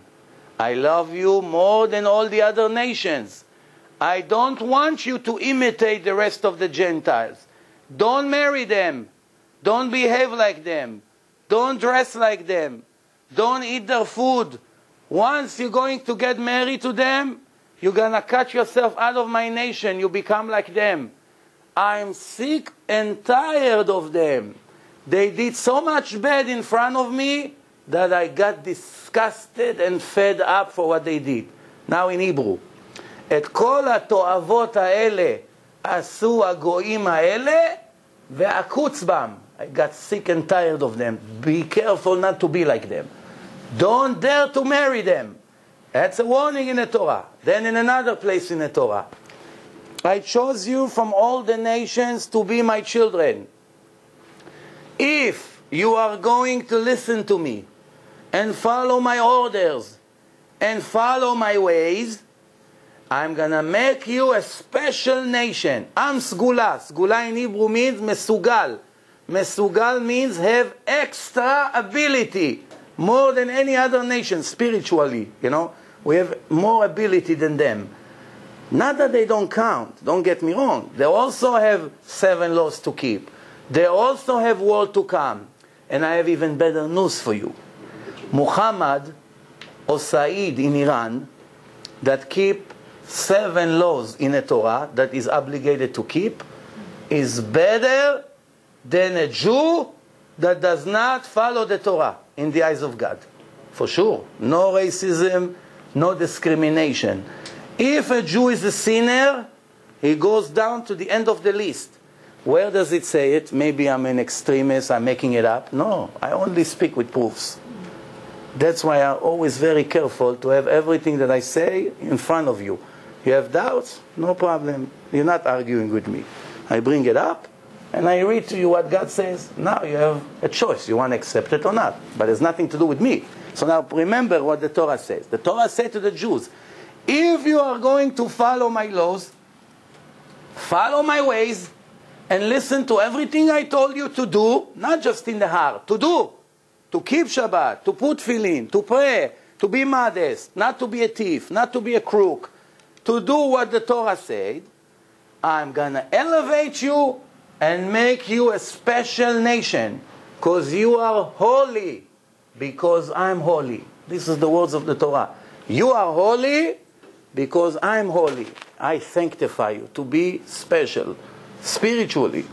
Which means, if we are not going to fulfill the condition, we're not going to follow his mitzvot, we don't listen to him, we rebel against him as most Jews unfortunately do today, not only they're not special, they are in a worse category. I'm not rebelling. Not you. No, No, I didn't. no, but you got me completely wrong. I didn't say you rebel. No, but imagine a child is born in a Jewish family, Right. and another child, the neighbor, is born into a non-Jewish family. Right. Why should one be like God says to the Jewish baby, I chose you, and Right. I didn't choose you? Do you know a little bit history? Until God chose us, we sweat very much. Not we, our fathers. Only after Abraham, Yitzchak, and Yaakov passed all the tests and performed great ability, God came to them and said, since you follow all my tests and listen to all my orders, I'm going to benefit you by continuing the covenant that I swore to you today, to your children, to your descendants. Me and you have no merit whatsoever as far as ourselves. We don't really deserve to be different than them. We did nothing better than them. You're right. We only got lucky. The same thing in this life. You may ask, why one kid born to a billionaire and another kid born to a father that does not make even $1,000 a month, and the neighbor across the street over there make $1 billion a year? Why? It's not fair. The same thing. Or you may ask between two Jews. I am an Israelite, and somebody here that sits here is a Kohen. Why is he better than me? Because his father was a Kohen, his grandfather was a Kohen. Why? Yes, that's what God's decision. That's why I respect it.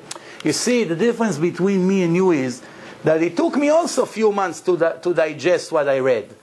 But then I came to the conclusion, wait a minute, who am I? The little puppet, the little fly that flies here in the air. Everything I have comes from him. I'm so limited compared to him. I read in the book of God, you are less than a Kohen.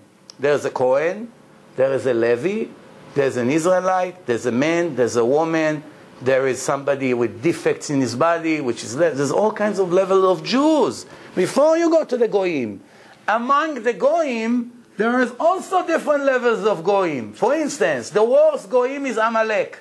We don't know who they are today because the whole world got mixed. And there are Goyim that are very good, no problem. There are 7 nations in the Torah that they are the filthiest because they bow down to idols, and their way was rebelling against God by bowing down to the sun and to the moon and to all kinds of statues. Because their fathers were like that, they automatically were deprived as a point of view of a divine creator. We are different because our fathers were different, not because we are better than them. But the Torah has a lot of warnings. Remember, it's not enough that you're born to a Jewish mother. My wife used to work in Manhattan many years ago, I think 15 years ago, 14 years ago. She was working for a famous place that sells fur coats. And one time she got from her work 2 tickets to a very exclusive show. Right here was $300 or $350 a ticket. So, you know, a Jew receive a gift of $350, he might as well take advantage of that. Not that I knew the singer, his name was Betty Buckley. I didn't even know who she is, but my wife said, you know, it's going to be a nice event, let's go. So we went. So, in my old days, I came with a leather jacket, jeans. I come to the place. You don't want to see the way I looked that time. So me and my wife getting there, I see a huge line of limos, Rolls Royce, all these important older people standing there, people with black tie, you know, I don't have to tell you. Here comes the 2 fools, comes like this, hi, how you doing? I show him the ticket. So he looks at me like this, he got the shock of his life, the bouncer over there. He takes his flashlight, he looks at the ticket to see if it's fake. He couldn't understand how two idiots like this got such a ticket. You know, I see his face. He looks at me as an alien from a different star, this guy. So he looks at me. I said, no, open the rope. Let us in. You know, you're holding me outside. So the guy said, I'm sorry, I have bad news for you. I can't let you in. So what do you mean? What is this? Discrimination? I have a ticket. What? He said, no, but you do not follow the laws of this place. This place have order here. You cannot do whatever you want here. So what's the problem? We just arrived. He flipped the ticket to the other side, and there was a list. No sneakers, no jeans, no this, no that, no, a list of no. So yeah, you have the ticket, but you can still not enter because you're not dressed properly. What's the story is belong here? Why it's belong here? Because the Torah say like this: every Jew has a ticket to the world to come. But the rest of the Mishnah says a list of Jews that will never enter the world to come, the world of eternity. Who are the Jews who will never enter there to be with God forever with their soul and enjoy the greatness of God as the Torah promised to the righteous Jews? Jews that will not do A, B, C, D, and whatever. Jews who will do will enter express. So now what do we learn? The fact that we have a Jewish mother, we were born automatically with a ticket in our hand. It's not enough. It's not enough. We are Jews, we are special, we are the chosen people. Baloney. We're not chosen, we know nothing. We have to earn it. That's what the Jews don't get. A Jew that eats pork every day and still in a business and makes sex crimes every 2 minutes is nothing chosen. He's not chosen. It's not chosen at all. God is disgusted by him. Vinny the Guido with the guns that comes home with the guns like this is much better. You know why? Vinny can make sex crimes. There's no problem. The Goyim are allowed. They're not allowed to do with their mother or sister. It's called Gilui Arayot. But a Goy, right down here in a club here, downstairs, a Goy comes into the club, Vinny is here. He finds Christine, he goes home with her to make babies, kosher, no problem. They don't get punished. And a Jew will do it with, yeah, that's what the Torah says. They're allowed. They have no restriction like us. I can't accept it. Why? I can't accept it. Why they're not allowed? Because it doesn't make sense to me. But the Jews doing it. Why? No, but this argument, I'm sorry. Yeah. I cannot buy it. I'm sorry. What are you going? By your feelings, by your hearts, or by what the Torah says? But the thing is, you're telling me that every Jew is born with a ticket. Right. So the But you have to ones that earn, feel you earn to earn the who are ticket. not Jewish, they don't even have a ticket. No, don't get me wrong. I don't know, maybe I'm not so clear tonight. I'm sorry, but... Okay, I'll clarify myself. I don't buy it. The Goyim, you forgot that 5 minutes ago I told you that the Goyim also have a world to come. They only have to keep 7 laws. A part of that, Some of those laws. God, after the flood that the whole world died, God drowned the entire people on earth. Only 8 people survived. Noah, his wife, their wives, 8 people. From them, the world restarted. Noah had one son, his name was Sem. We, the Jews, are grandchildren of this righteous person named Sem. That's why when someone hates you, he automatically become an anti-Semite. Why Sem? What's the connection? Because you and me are a descendants of this righteous person, as the Torah describes as the son of Noah. His name is Sem. The other 2 sons, Yefet and Ham, are 2 different races, and they are nothing to do with Judaism. Why? Because from Sem came Abraham. Abraham is the first Hebrew. That's why our language called Hebrew, Ivrit. Because the Torah called him Avraham HaIvri. Avraham the Hebrew. Why his name Hebrew? Because he was the only righteous person on earth at his generation. Hebrew means one-sided, special. Special means the whole world was bowing down to idols and searching for the real God. And Abraham was the only one who recognized the real God and followed him and listened to his orders. That's why God named him Avraham HaIvri. Few generations later, after his son Jacob went to Egypt and God changed his name to Israel, he had a lot of babies and children, 210 years after they came out of Egypt. And until this moment that we came out of Egypt, the whole world, with no exception, were binded to keep only 7 laws, and that's it. The Goyim, however, since they did not receive the Torah from God, only the Jews did, they still liable to keep those 7 laws until this moment. What are the 7 laws? One is to understand there is only one God and there's no other. Second, not to bow down any idols. Third, not to commit sex crimes with the 7 relatives only. By Jews, it's much larger, the restriction. Because even a single Jew and a single Jewish female, by having relation without marriage, is a very serious sin. But the Goyim are not obligated against. So they can do it as much as they want. Because God did not make them holy. You have to understand, we were like them. But now God elevated us. But it's all conditional to the fact, are we going to listen or not? So therefore, He gave us a much harder test. Harder test, much greater reward. Easy test, not that much reward. Very simple. So now, the 7 laws. You should know there's only one God and no other. Therefore, every Christian right there has a big problem because he made God a son. It's against the 10 commandments. God said, I have no other entity. It's me and only me. No son, no brother, no second God, no like the Greeks, they have the God of love, the God of this, the God of the ocean. None of this is legal. One God. And not only that, should not bow to any idol, no sex crimes in a family, no cutting parts of raw animals, a live animal, kill them before you slaughter them or kill them. You cannot just cut parts of their body and cook it while they're still alive, as they used to do in the old days. That's 4. 5, you should not kill. 6, you should not steal. And 7, you should make yourself a system with court and police. Write down human laws that you all agree with, what we call today democracy, and listen to the laws that the majority of the people of that place decided. Why? Not to make a mess in the entire world, to make everything organized in the right order. This is the 7 laws that every goy has to keep to go to heaven. You understand? Now, therefore, of course, many Jews would be much happier if they can be like Vinny and Christine.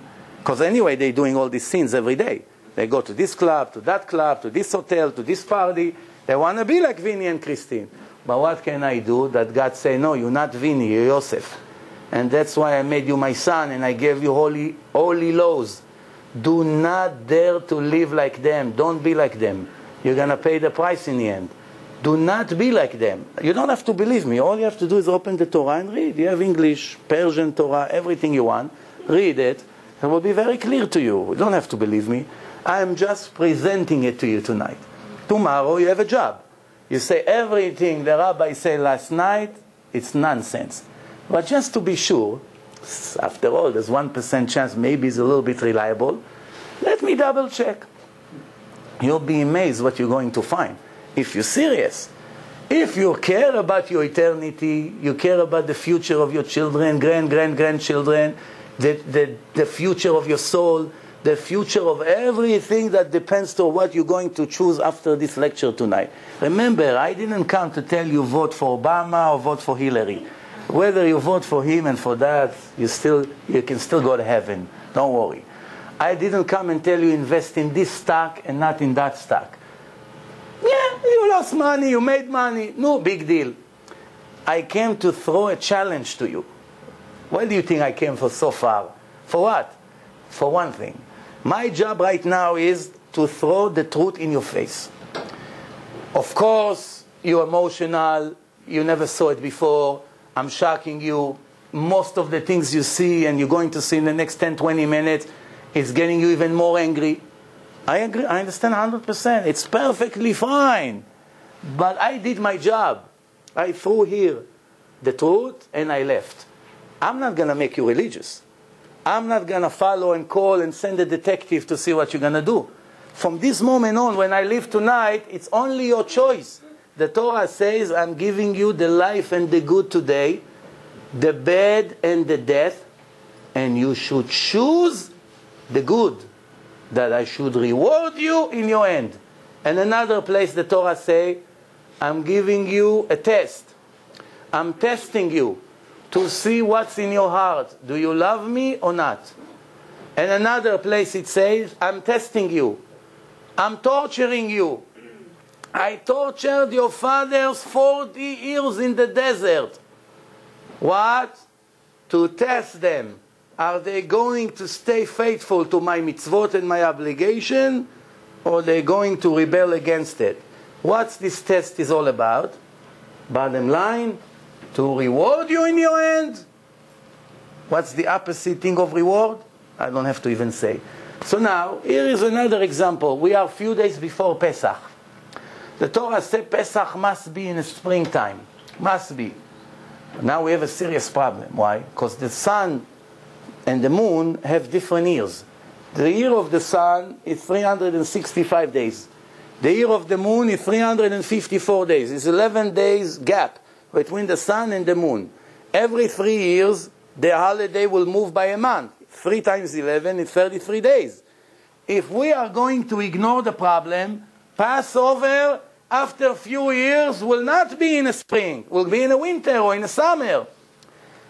Came the oral Torah in Mount Sinai and told Moshe, God told Moshe, be careful not to make mistakes. How do you make sure Pesach will always be in the spring? Every 19 years you have to push 7 extra months to the calendar. That's what we do every 2 or 3 years. We push Adar Bet. We have Adar Aleph and Adar Bet. Why? This year it's a perfect example. Pesach officially should have been a month ago when it was freezing. The heat was on 75 in the house a month ago. Imagine you sit in Pesach, you're shaking in Israel, even in Israel, raining, cold, winds. The Torah called it the holiday of the spring. What, the Torah lied? Maybe this is the first mistake in the Torah. No. You got to come to the oral Torah and see the rest. What's the rest? God came to Moshe, and I'm going to translate it. At that time, God came to Moshe the laws and the calculation of the moon and informed him how he's going to make the leap years and the months, the extra months. Because the Torah, the written Torah called it, keep the month of the spring and you should make Pesach. Now, one time, remember in the old days there was no calendar. Two witnesses came and saw the renewal of the moon. They went to the Jewish court and say, today it's Rosh Chodesh. We just saw the moon renewed. But the rabbis that were sitting in a court, they were prepared for today approximately around 5 in the evening that the witnesses will start showing in court. How did the rabbi know? They received it from generation to generation all the way until Moshe Rabbeinu gave this information when he came down from the mountain. God told him a secret. Why am I showing you that? Only for one reason. To show you that what I'm going to show you right here, no human being in history was able to know. Only the creator of the moon, the creator of the sun, the creator of the people. He is the only one who could have written such a thing. What is it? Here. 200 witnesses came to court that day. It was a foggy day. They came to Rabban Gamliel. He was sitting in a court waiting for them. They came few minutes earlier. Let's say it was supposed to be Rosh Chodesh around 5. They came at 4. Rabbi, we just came to testify. We saw the renewal of the moon. Please announce today it's the beginning of the month. Why they have to announce? Remember, there's no calendar. Because if they announce that today it's Rosh Chodesh, now we're going to count 14 days. And in the 14 days in the evening, we're going to celebrate Leila Seder, Passover night. We go by what the rabbis announced, because we don't have a calendar. 200 witnesses came. And Rabban Gamliel told them, you're all wrong. Not 2 witnesses, 200. All standing in a court. Rabbi, we saw the renewal of the moon. What are you telling us now? This is what he answered. I received from generation to generation. Every time the Gemara say, Kach mekublani mi bet avi abba, it means it's tradition in our hand that Moshe came down from Mount Sinai and God told him this information in a mountain. What is it? The renewal of the moon can never be less than 29 days and a half and 2/3 of the hour and 73 parts of the minute. Let's calculate. 29 days, everybody knows what it is. And a half a day, it's 12 hours. 2/3 of the hour, how long is that? 40 minutes. 2/3 of an hour. 73 parts of the minute, take 60 seconds, divide to 73. What are you getting? 29.530590000. Let's see what NASA found out. NASA, this is an original copy of NASA Earth-Moon system. There, after years of researches, one after the other, satellites, computers, thousands of employees, billions of dollars from the taxpayer money, what did they find? The renewal of the moon, the minimum, the lowest renewal of the moon is 29.530588. What's the difference between the Americans and the Torah? 200 thousandths of a second. Take a second, cut it to 100,000 equal pieces, take 2 of them out. That's the difference between the Torah and what the measurements of NASA. If you think that that's the end of it, the Germans are always a little bit more yekes than the Americans. And what did they find? In 1965 in Berlin, what happened? The Germans became closer to the truth. They came 29.530589. Now the difference is 100,000 of a second. Someone just told me 10 months ago in one of the lectures that he checked, and now they upgraded it to the exact number of the Torah. Since I never found it, I looked for it, but I couldn't find it. I still give it the benefits of the doubt that they are not 100% like the Torah yet, but the difference is 100,000th of a second. Now tell me please, you're all intelligent, I'm sure. Show me one person 2,000-3,000 years ago when the Torah was given from father to son, in a generation that there was not even a calculator, no watches, no mega computers, no computers at all, no satellites. Who was able to give millions of people a book and tell them the renewal of the moon that you see over there is precise to a millionth of a second, to 100,000 of a second? Who would even know what 100,000 of a second is? Even 50 years ago, but nobody knew. We don't have to go 3,000 years back. This is a clear proof, and nobody can answer against it. This is a clear, precise proof that the book that we have in our hand is the book that was given to us by the Creator of the world. And you know what? You know what's the best news? Right next to it, it says, you are the Jew, you must keep the covenant that I made with you is the Sabbath. You must keep Shabbat. You want to belong to my nation, you want to earn eternity, I made a covenant with you, the Jewish nation, to keep the Shabbat. For those who ever made a Kiddush here, none of us even really pay attention to what we say in the Kiddush. What are we saying? We hold the Kiddush cup, and this is what we say.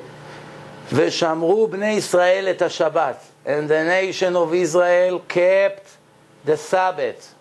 La'asot et ha-Shabbat ledorotam brit olam. To make Shabbat for eternity, for all the generations, ledorotam brit olam. An eternal covenant between me and the nation of Israel. It's an eternal agreement to prove that I created the world in 6 days and in the 7th day I strike nothing. I did not create anything. I chose you, Miriam, Rachel, Yitzchak, Yosef, Yaakov, to be like me. Why you spit in my face? Why are you being ungrateful? I gave you such a gift. A goy, the Torah says, a goy is not permitted to keep Shabbat. A goy that comes to convert, the court are telling him, be very careful not to keep Shabbat until we dip you inside the mikveh. Even if they circumcised him, the goy, he is still not allowed to keep Shabbat. How many goyim were begging me in tears, Rabbi, I'm dying to keep Shabbat. And my heart was burning. I say, look at this Christina, today she's Sarah, what a tzaddiket. How many emails I get from goyim. I have one guy, Ricardo, I forgot his name already. He's sending me emails. One time he called me up, I spoke to him until 1 o'clock at night. He told me, I've been watching all your lectures in the website. I'm so close to God now, and today my life is destroyed. I say, why? What happened? What was his name? Rivaldo, Ricardo, something South American. He said, because today I heard in your lecture that you did last week that a non-Jew is not permitted to learn Torah. And I'm not Jewish. I've been learning all this Torah all these months from your website. I do not want to do anything to make God angry at me. So I'm going to have to suffer now for the rest of my life not to learn Torah. So I told them, if you love the Torah so much, why you don't want to convert? He said, I'm dying to convert, but they don't let me. But in the meantime, I learned that I have to keep these 7 laws, and that's what I've been doing. I dropped Christianity. I realized it's all nonsense after the debate. And today, he lives here in Midtown. And today, I keep the 7 laws. Another guy called me Cohen from Florida, married to a Christian, Sicilian, Italian woman. They have a boy together, Cohen and Goya. He calls me up. He said, Rabbi, don't ask what happened. What happened? I watched the debate with my wife. And after the debate, the next day we watched your lecture about intermarriage. And after she wants the intermarriage lecture, she is the Goya, the Sicilian. She told me, Asaf, our relationship ends right here. I love you. I care for you. You're a great husband. You gave me the best time of my life. I'm not going to rebel against God. I'm not Jewish. I cannot be with you. I'm not allowed to be with you. Take the son. Convert him to Judaism. I want him to be a Jew. So I told him, he told me, Rabbi, I want to convert her. I said, it's not going to help you. You're a Kohen. Kohen cannot marry a convert. The guy, I 100% understand you, but better late than never. Better to wake up age 25. You know, you have another 50 years to earn billions of mitzvot. Where do we want to wake up? When we be 70 years old? When? Then by then you're not going to earn any credits. Just before I finish, I'll steal 5 more minutes of your time. And then I'll give you time for questions if you are interested to ask any questions. I will give you one last example. And I think I made my point clear, even though I have more than 100 slides here, but we don't need so much. The Gemara speaks about the Holocaust. I'm sure you're surprised to hear that, because the Holocaust just happened 60 years ago. The Gemara was written in Babylon 2,000 years ago. The Gemara telling us, this is what Rabbi Yitzchak says in the Gemara. This is in Masechet Megillah, page 6. Amar Rabbi Yitzchak. Rabbi Yitzchak say, what is the meaning of the pasuk, the verse, that Yaakov Avinu, Jacob told God about his brother Esav? Dear God, don't let Esav, the wicked Esav, to succeed in his plan. Don't let it happen. This is Germany of Edom. Esav is from Edom. That if they will be successful, they come out and destroy the entire world. Comes another rabbi, his name is Rav Chama Bar Chanina. He said there are 300 tribes in Germany of Edom. For those who knows a little bit history and those who doesn't, when was Germany became a nation? When is the first time in history that the word Germany was made? How long ago? 1890. Less than 200 years old. First, it was the barbarian tribes. Westphalia, Silesia, Bavaria, many different tribes. There was a person named Bismarck. You heard about him, Bismarck? Yeah. What are you paying colleges for if you don't know those things? Huh? Prussia is one of them. Came Bismarck and united all the tribes into the German Republic, which only later became Germany. This is 1800 years. Before, nobody even heard the word Germany before. Comes the Gemara and tell you, Esav, the brother of Yaakov, both of them came from the same mother. The Jews and the Nazis came from the same mother, Rivka. Yaakov begged God in his holy vision, don't let my brother succeed. He is going to almost destroy the entire world. And not only that, the Gemara say, how many tribes will be in Germany? 300. How did the Gemara wrote such a thing? What human being would write? There will be a country one day named Germany. They came from Esav, and they're going to be 300 tribes. Now remember, if you find one mistake in the Torah, it's the end of it. The rest is nothing. Why? It's divine, it's 100%. One mistake makes it human. That's it, you cannot rely on it. Let's look what the encyclopedia has to tell us. This is the Hebrew encyclopedia. You can see it here in America. In English, it's no problem. Germany, page 432 in the Hebrew encyclopedia. The collapse, the political collapse of Germany had financial outcomes. 300 tribes and the free city kept their independence strictly and made the trades very difficult and impossible. What do we care about what happened? We only care about one word, 300. 300 tribes Bismarck collected into one nation. Tell me please, who would be able to give such information 2,000 years ago unless if he got it from God? Do you know anybody who can write such a thing? What would happen if today the encyclopedias would write that there was only 220 tribes? What would happen? Then we would come and see, you see, it's not divine. Torah made a mistake. What for? What are you trying to prove to me? Same thing when I told you in the last lecture in Great Neck. Why does the Torah say there are 4 animals that are exceptional from 2 million different species? The creator of the world who gave us the Torah wrote, the camel, the pig, the rabbit, and the hare is exceptional. They have only one sign that they're kosher, but they're not. They don't have the 2 signs that necessary. How did he know?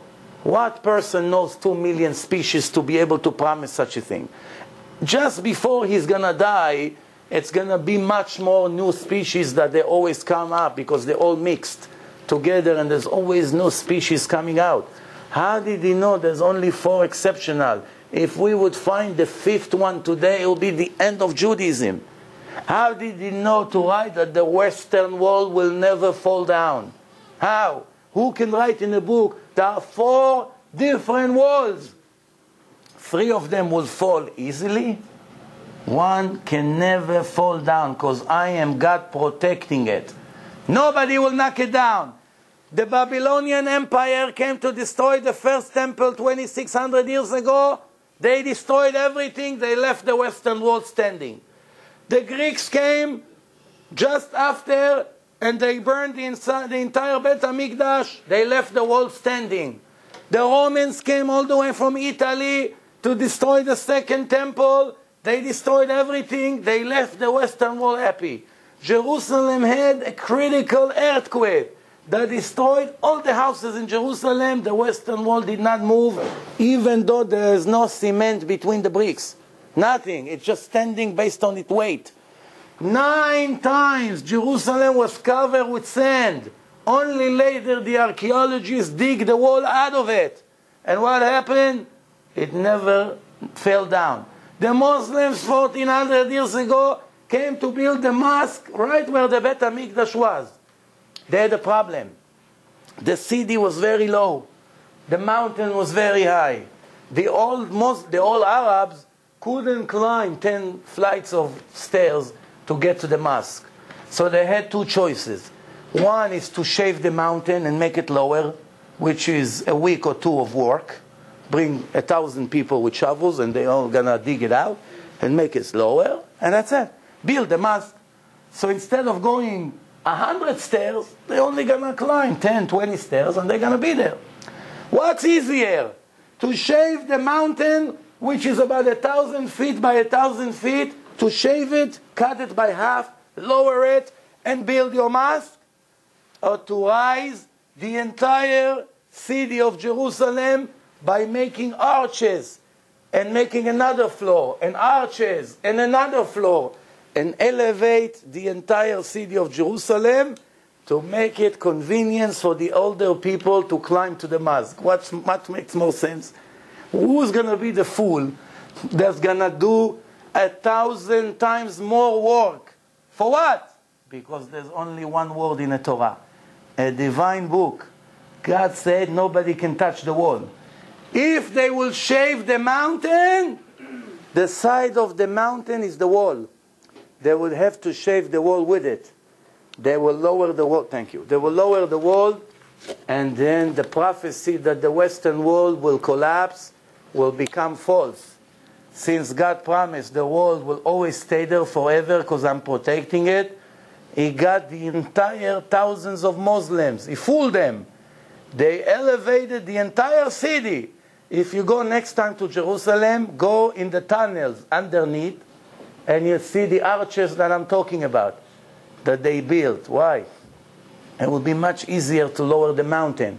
But if they lower the mountain, the Torah will have the first mistake. And God promised, nobody will ever find mistake in my book. Why? I want you to keep the book. I want you to be faithful. I want you to appreciate. I want you, what we call today, to be religious, not to go against. Be'ezrat Hashem, I hope, even though you know time is always the biggest enemy, and it doesn't let us do whatever we want, and time is up, so I'm going to give you maybe 2 or 3 minutes if you have any specific questions. Yes? There's one thing that usually after lectures, a lot of people come up to me and say, oh, there's something that didn't make sense, or there's something that, that I'm always unclear about, or something that I don't think that Rabbi said was right, and they said I didn't want to ask him. I'm just to put everything out there, ask the question. It's just an excuse, don't worry. No.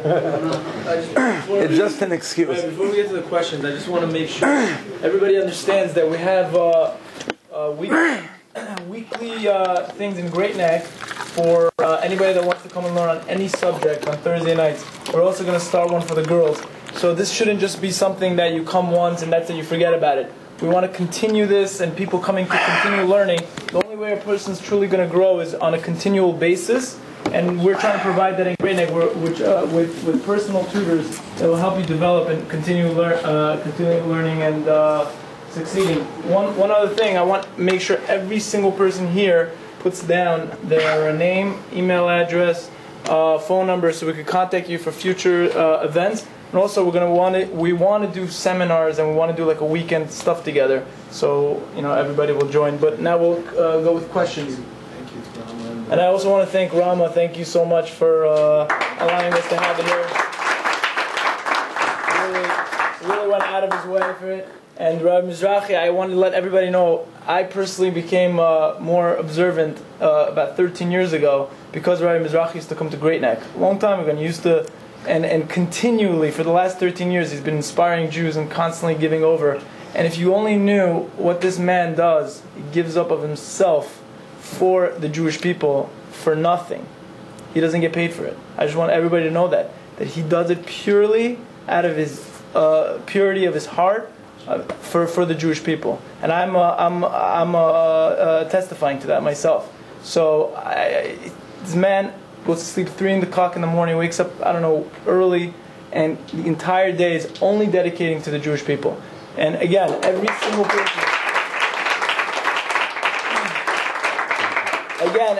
person here, you have questions. Right now is the time to ask. Now we're here already. And if you don't want to ask in private, you want to ask in private. Rabbi Mizrachi has through email, through even now after the lecture, you can speak to me in person. Any question, whatever you want. I have a question. Yeah. Where is it in the Gemara and in the Zohar said there's 9 billion stars right now? Today, the scientists and not 9 billion. It says 10 to the power of 19. It's Gemara in Brachot, page 32. And what about the Zohar? You said it's in the Zohar also. Yeah, the Zohar I showed the page of the Zohar. Yes. Okay, we said before that if there's one mistake that they find in the Torah, then right, the whole thing goes down.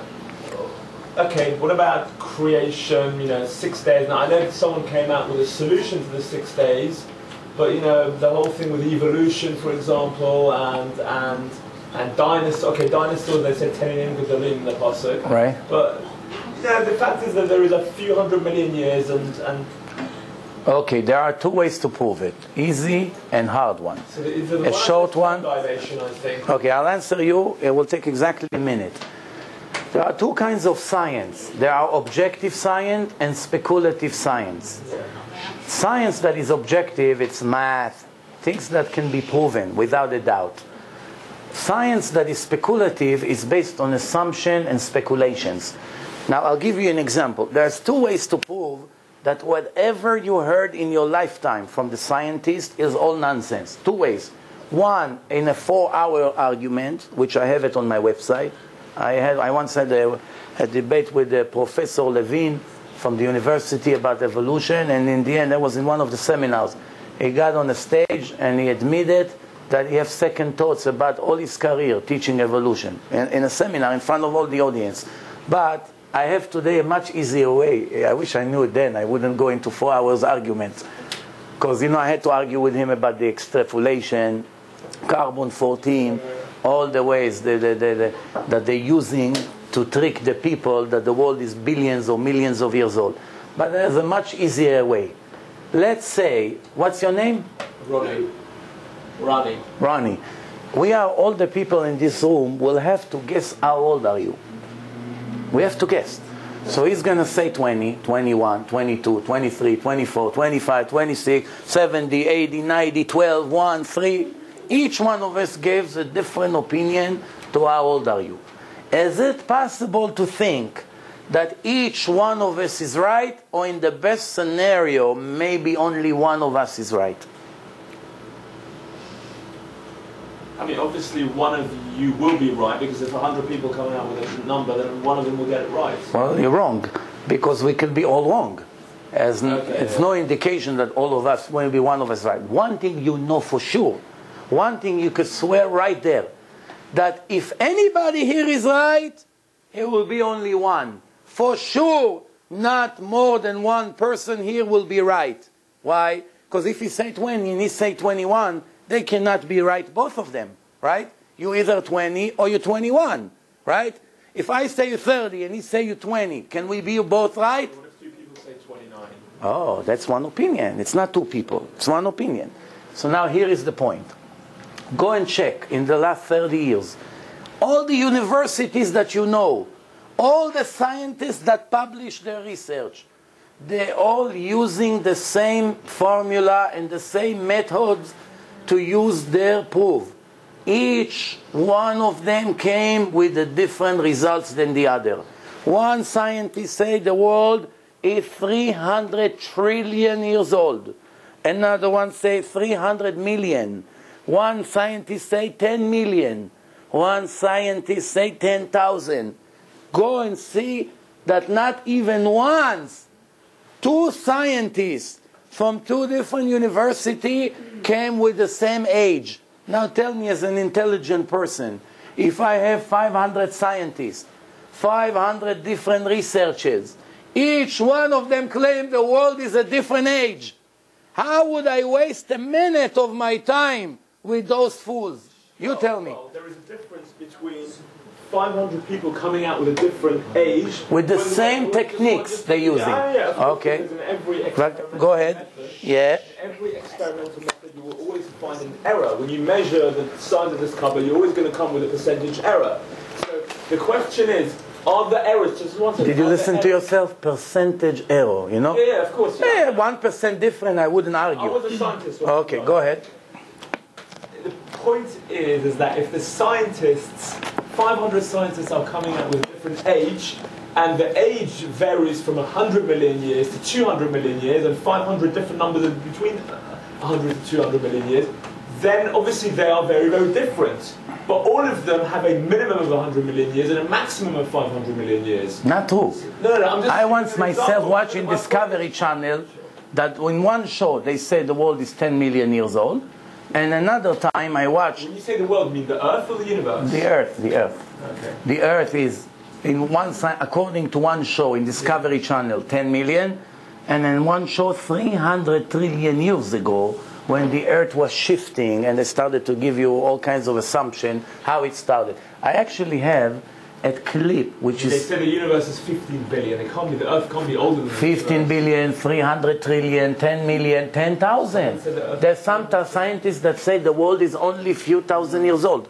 Yeah. I know it's going to lead to... I feel bad because we ordered food. A lot of nobody ate. We forgot about the food. I didn't mind that you eat while I'm speaking. I wish I knew. So I'm saying, just before we're gonna eat in a few minutes. Just Rama wanted to say a few words. Rama.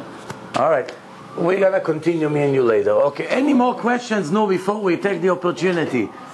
No more. Everything is clear here. You mentioned about the Pesach always falling in the spring. Right. Sometimes it falls like in early March. Depends. If March is warm, if spring started, then we don't push another month into the calendar because it's fine. It's spring.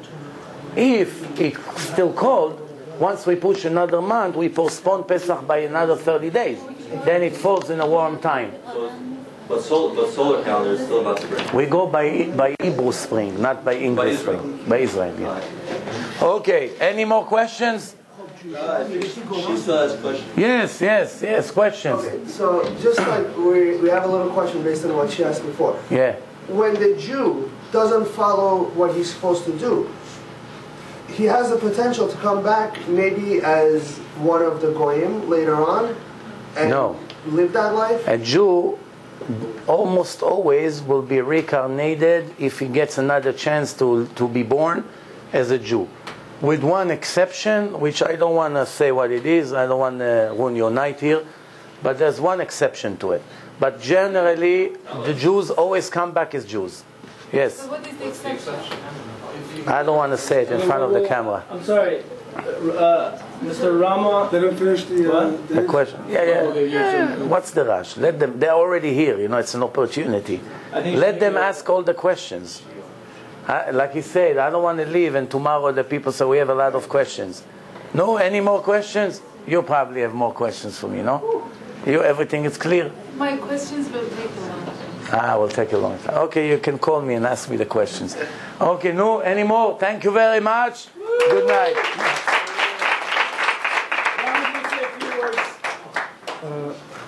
First of all, thank you everyone for coming. I'm glad that you all made it out. Sorry that it's kind of late. I don't know, you have to go back to wherever. Thank you. I'm glad you made it. And sorry it's a little tight and you're probably really hungry.